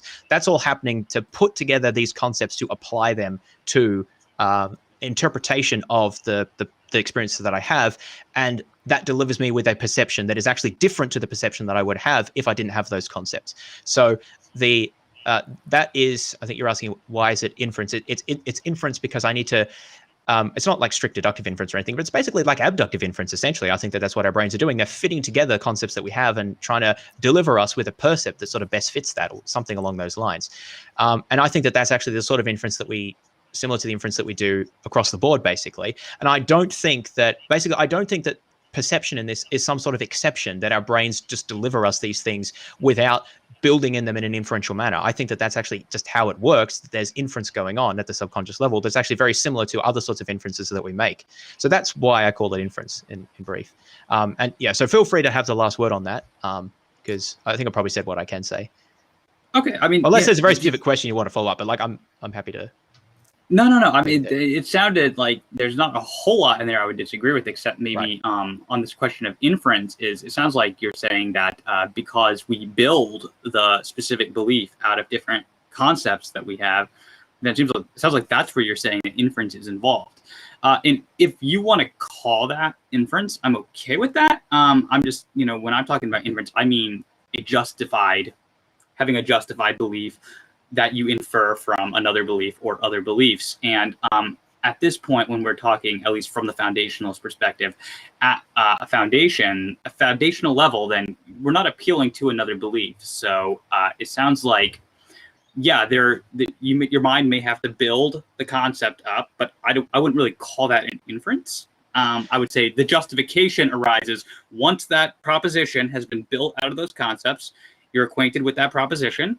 You're acquainted with your perception, and if there's a correspondence between them, that's when you have the non-inferential justification. So I wouldn't say that the fact that that proposition gets built is inference. So that's okay, just my perspective. that's actually really helpful. Yeah, so maybe just a quick. So I think I would, and basically the reason is probably just because I'm a coherentist, right? And remember, I said before that I don't make a strong distinction between like beliefs and other types of mental content. I mean, there are distinctions to be made, but I don't actually think that they're as epistemically important as a lot of other people do. So I think that. Basically, I think that if that isn't inference, what I was just talking about, then many other things that we think of as inference are also not inference. And so I think that if we're to apply the category of inference appropriately and also justification, appropriately is a bit strong, but like in the way that I think fits best, then actually this counts as that. And I think that, I guess where I differ with the acquaintance foundationalism is in sort of drawing this sharp distinction between what happens cognitively when we form these perceptions, which, as you've acknowledged, do require background concepts, although not in a non-inferential, non-justificatory way. And then what happens when we build on those? I actually think that they're basically the same thing, and that there's no sharp distinction to be drawn here. But I think I'll acknowledge that, like this. Well, I don't want this to sound patronizing. Like, I think you've actually articulated quite a plausible view here.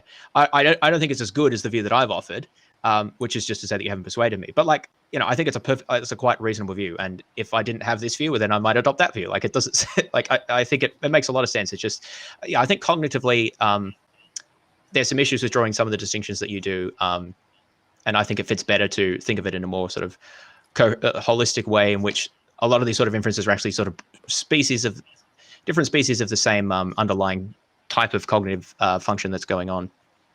Yeah, and so I guess where I would want to go on that is that I would say I don't think we're as far apart maybe as some people would have thought. Yeah. Like I said in the first place. I agree. Because it sounds like some of your appeals here is what I would want to call an appeal to a foundation, or an appeal to, in some sense, an acquaintance. Where I think maybe some of the talking past has happened, and so this might have been my own fault, but it seems that maybe we use the term inference in a little bit of a different way, and that could be just because we approach it from within our own theories of justification. So it seems to me like some of what you think of as inference, that's not at all what I consider to be inference, because I'm thinking of getting beliefs from other beliefs, not stitching concepts that you got from wherever together. It was a good conversation, and so I appreciate you having it with me. Yeah, likewise. I don't know if there were... Sorry, go ahead. I was just going to say, am I on? Yeah. This has been really awesome. People have been really enjoying it. And there are a couple of questions in the chat. Do you guys have time to take any questions? Yeah, sure. Got a bit of time. Okay, let's just throw this one up there. Can you read that, David? Oh, I know this guy. Okay. Doesn't he, by which I guess he means me, doesn't he realize that all reason is circular and that the foundation is God? He should read Greg Bahnsen, but not presuppositional apologetics stated and defended. Okay, yeah, this guy's name is Kyle, and he's joking with me, but okay. All right. Okay, here's something else. From Enigma Conjecture. Begin with internal foundationalism and then use both the foundationalist theory of justification and the coherence theory of justification together. There are people who have actually said that it's not clear that you actually need to choose between these. So I think Susan Hack would be an example of someone who's said that she has a view that she calls, Foundationalism, which is a terrible name, I think. And especially coming out of today's conversation, I think that it's not clear that you do have to choose. They do seem to be describing somewhat different aspects of belief, because as David was sort of saying, my focus as a coherentist is more on how we do the justification work with with concepts that we have, let's say, or beliefs.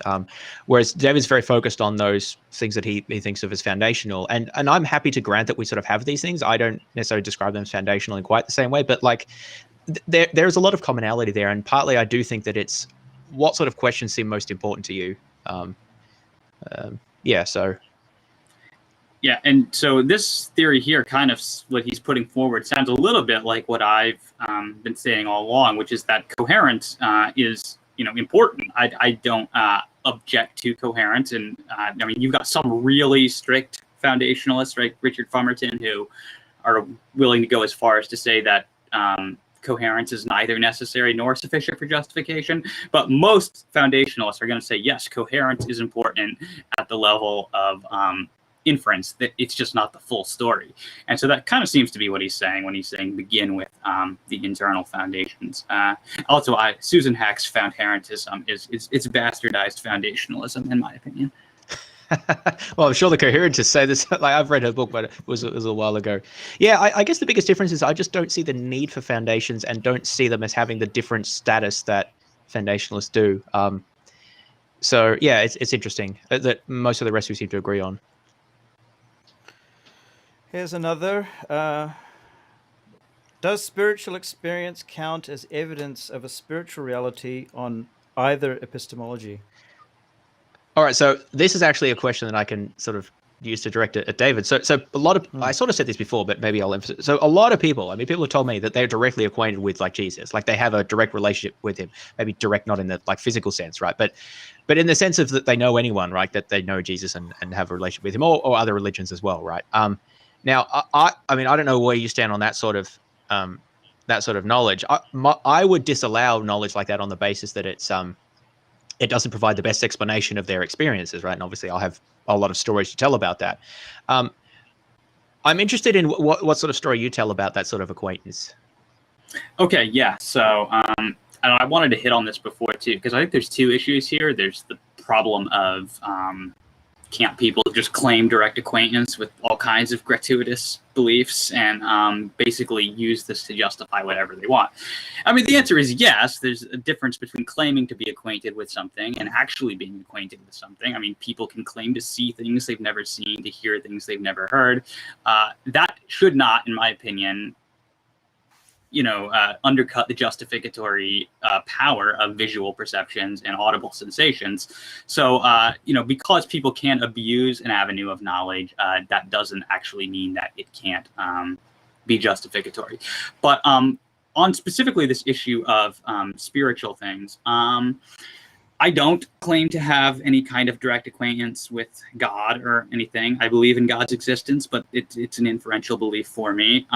I would allow that a person could have direct acquaintance with some kind of, let's say, what people want to call a religious experience. But that does not, in my opinion, get you non-inferential justification for God's existence. So I don't think that belief in God can be properly basic.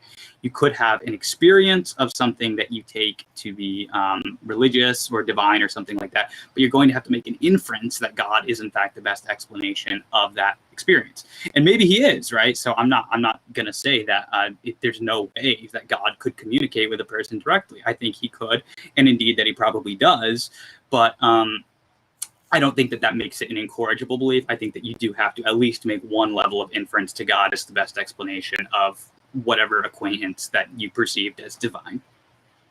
Yeah, I think that's a really interesting and good answer. I guess I would just say that I'm still a bit worried about this notion of inference, because you're deploying the notion of inference here. I don't want to get into this again. I just want to flag the point. You're deploying a notion of inference here to say, look, you think that there's inference involved and that it wouldn't be something that they would have direct acquaintance with. But then when we talked about like visual cases, what I would describe as inference, you would say like, well, no, that's not really inference and we can have direct acquaintance with it. I guess my concern is that it seems to me that basically the things that David, you were saying about why we can be directly acquainted with like a visual perception, things like that, people like do say about many other sorts of things. Now, of course, the fact that they say it, they still could be wrong, but I guess I'm a bit worried about what, in virtue of what are they wrong if they can seem to satisfy the requirements of acquaintance.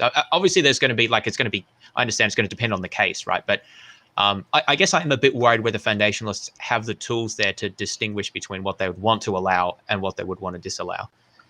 I mean, I think this is why it's important to say that my view is that we can be directly acquainted with, or rather have non-inferential justification for perceptual beliefs and for simple analytic truths.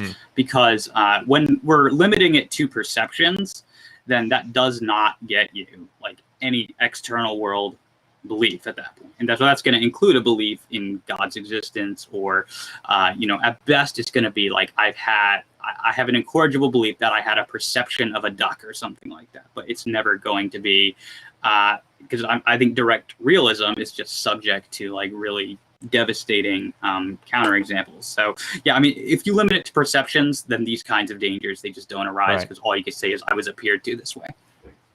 Yeah, I think that's fair enough. You want to go another one? There's something else here. I have a question about the phantom limb pain that amputees sometimes have. How would that filter through David's account and that of James as well?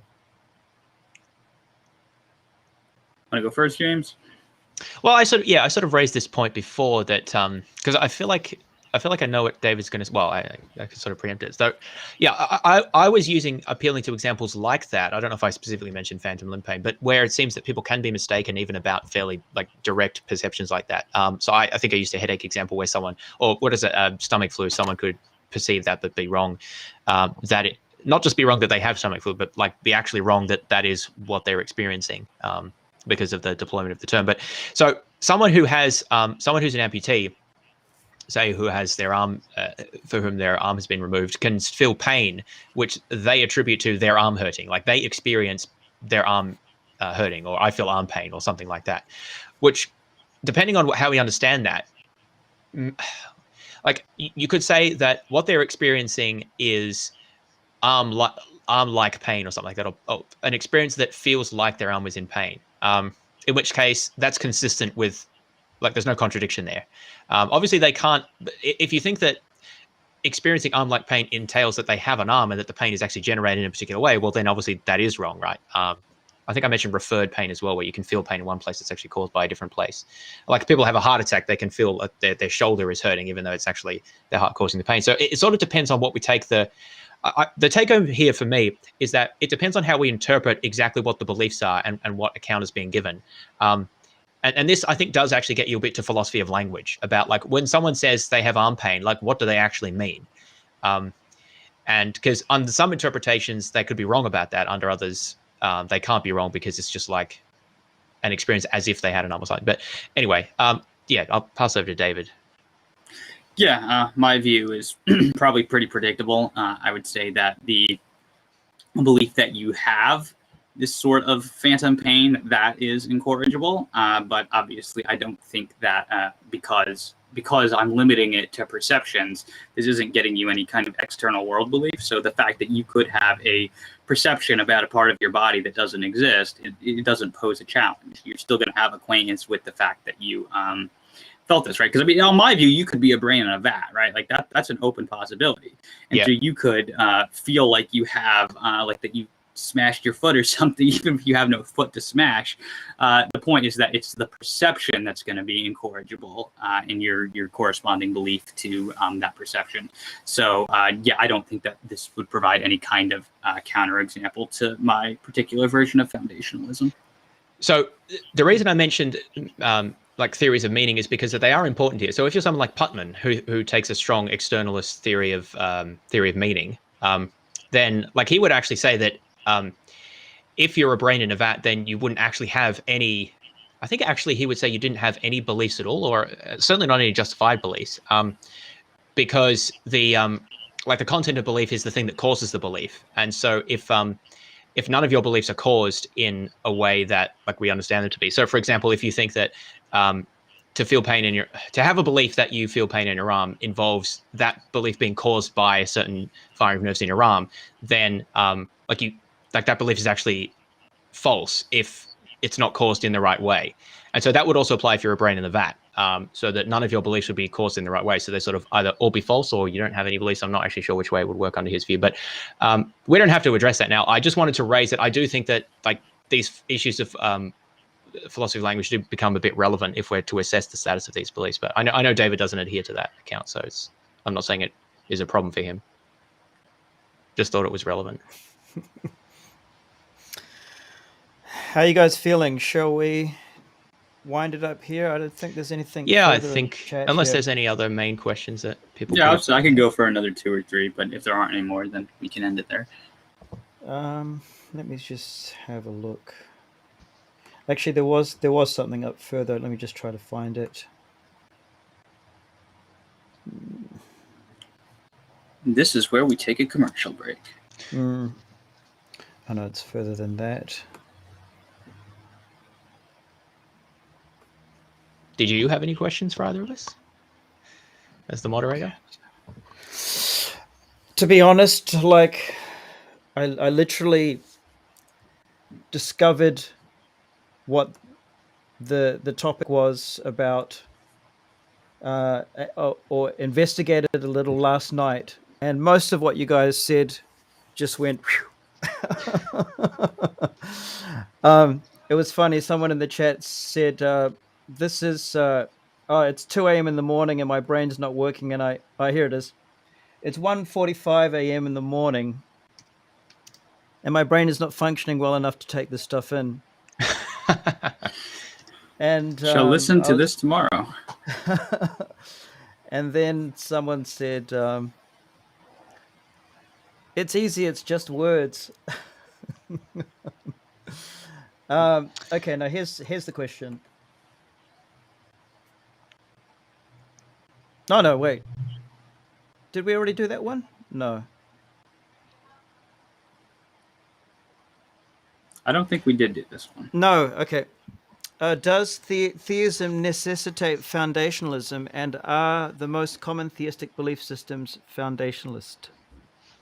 This is more a question for David than me. I'm not sure. Well, my opinion on this, which is, I mean, I don't claim to be an expert on it, but so the first question would be no, theism does not necessitate foundationalism, not by any means. Are the most common theistic belief systems foundationalist? Well, certainly not if you're talking about the kind of foundationalism that I hold, the kind of classical incorrigibilist foundationalism. That is hugely unpopular, I mean, among epistemologists in general right now, but in particular among like Christian theistic philosophers. Most of them are all kind of like high on Alvin Plantinga's particular theory, which like I'm working to see it move away from that because I think that that's a massively problematic way to go. But I mean, even Plantinga's theory is broadly a foundationalist theory of justification. He holds that there are inferential and non-inferential beliefs. He just has a very different kind of account than I have offered of what a non-inferential belief would consist of. So I think it would be fair to say that most theistic philosophers are foundationalists.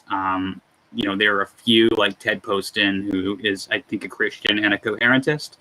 But for the most part, yeah, most are foundationalists as far as I know. Yeah, and I should add to that, most philosophers, as far as I know, are some version of foundationalism, although it's a fairly big tent these days. Like, I guess strict coherentism is a fairly small view, although I haven't even really defended a strict coherentism view. It's more of a weak coherentism view because I allow for perceptions and other things to have a space there as well. One thing I would add is that we haven't really talked today about externalist theories of justification, which is one of the things that David was just referring to.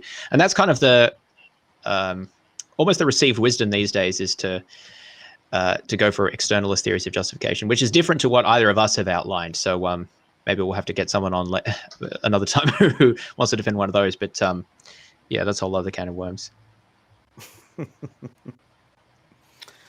No question here, but Dominic is very happy to have watched this and is grateful to James and David and everyone else involved. Yeah, thanks, Dominic. Glad you enjoyed it.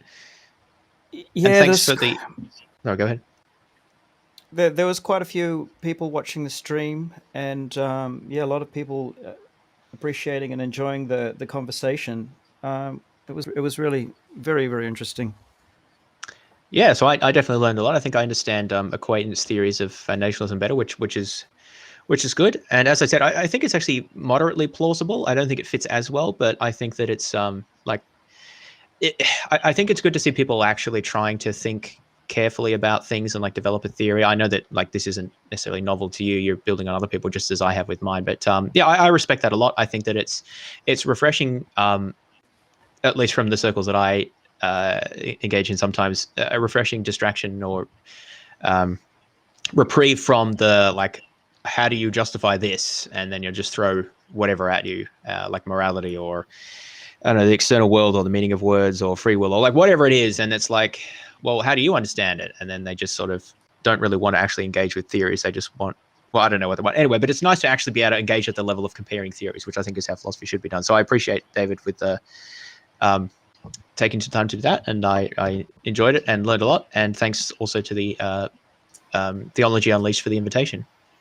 Yeah, and I also want to extend my thanks to Theology Unleashed for it, and also to James, because I honestly didn't expect to debate someone as high profile as James. He's been on my radar for a while since he published his book critiquing William Lane Craig, but I have enjoyed the quality of the work that he does. I take him much more seriously than I do most YouTube atheists, just because he's much more rigorous, and so I appreciate about that, and I appreciated this discussion because it was just good to like go in straight philosophy and not have to like butt heads over the existence of God or something, which is kind of like the thing I would have more expected us to debate. But this was good. So yeah. Yeah, no, this is good as well. I mean, these things, just as a footnote to that, these things matter as well, right? Because I guess this maybe puts me different from some people like Matt Dillahunty. I don't just like disbelieve in God because I disbelieve in God or because I don't think it's likely. I mean, I don't think it's likely God exists. But it's because I have a whole bunch of other philosophical views, which, when taken together, mean that I judge God's existence unlikely, and means that I explain things in other ways. So like you can't really answer the question, from my point of view, why don't I believe in God, without looking at some of these other points of view as well, or not these other issues as well. And so it's good to actually just be able to talk about those in their own light. So yeah, it's been nice. Yeah, I would agree with that as well. Is that like when we're assessing questions of religious claims or anything like that, I mean, it's all going to be tied to your theory of justification, implicitly or explicitly, which is why I think it's worth dedicating the time to become competent in that area. Awesome. Thanks so much, guys, for your time. You spent more than 2.5 hours sharing your thoughts, and people have tuned in and gotten the benefit of that. So we really appreciate your time, and look forward to. I think all your details for your YouTube channels are in the description box down below if people want to find out more about both of you, James and David. So we'll sign off here. Thanks once again, and all the best. Bye.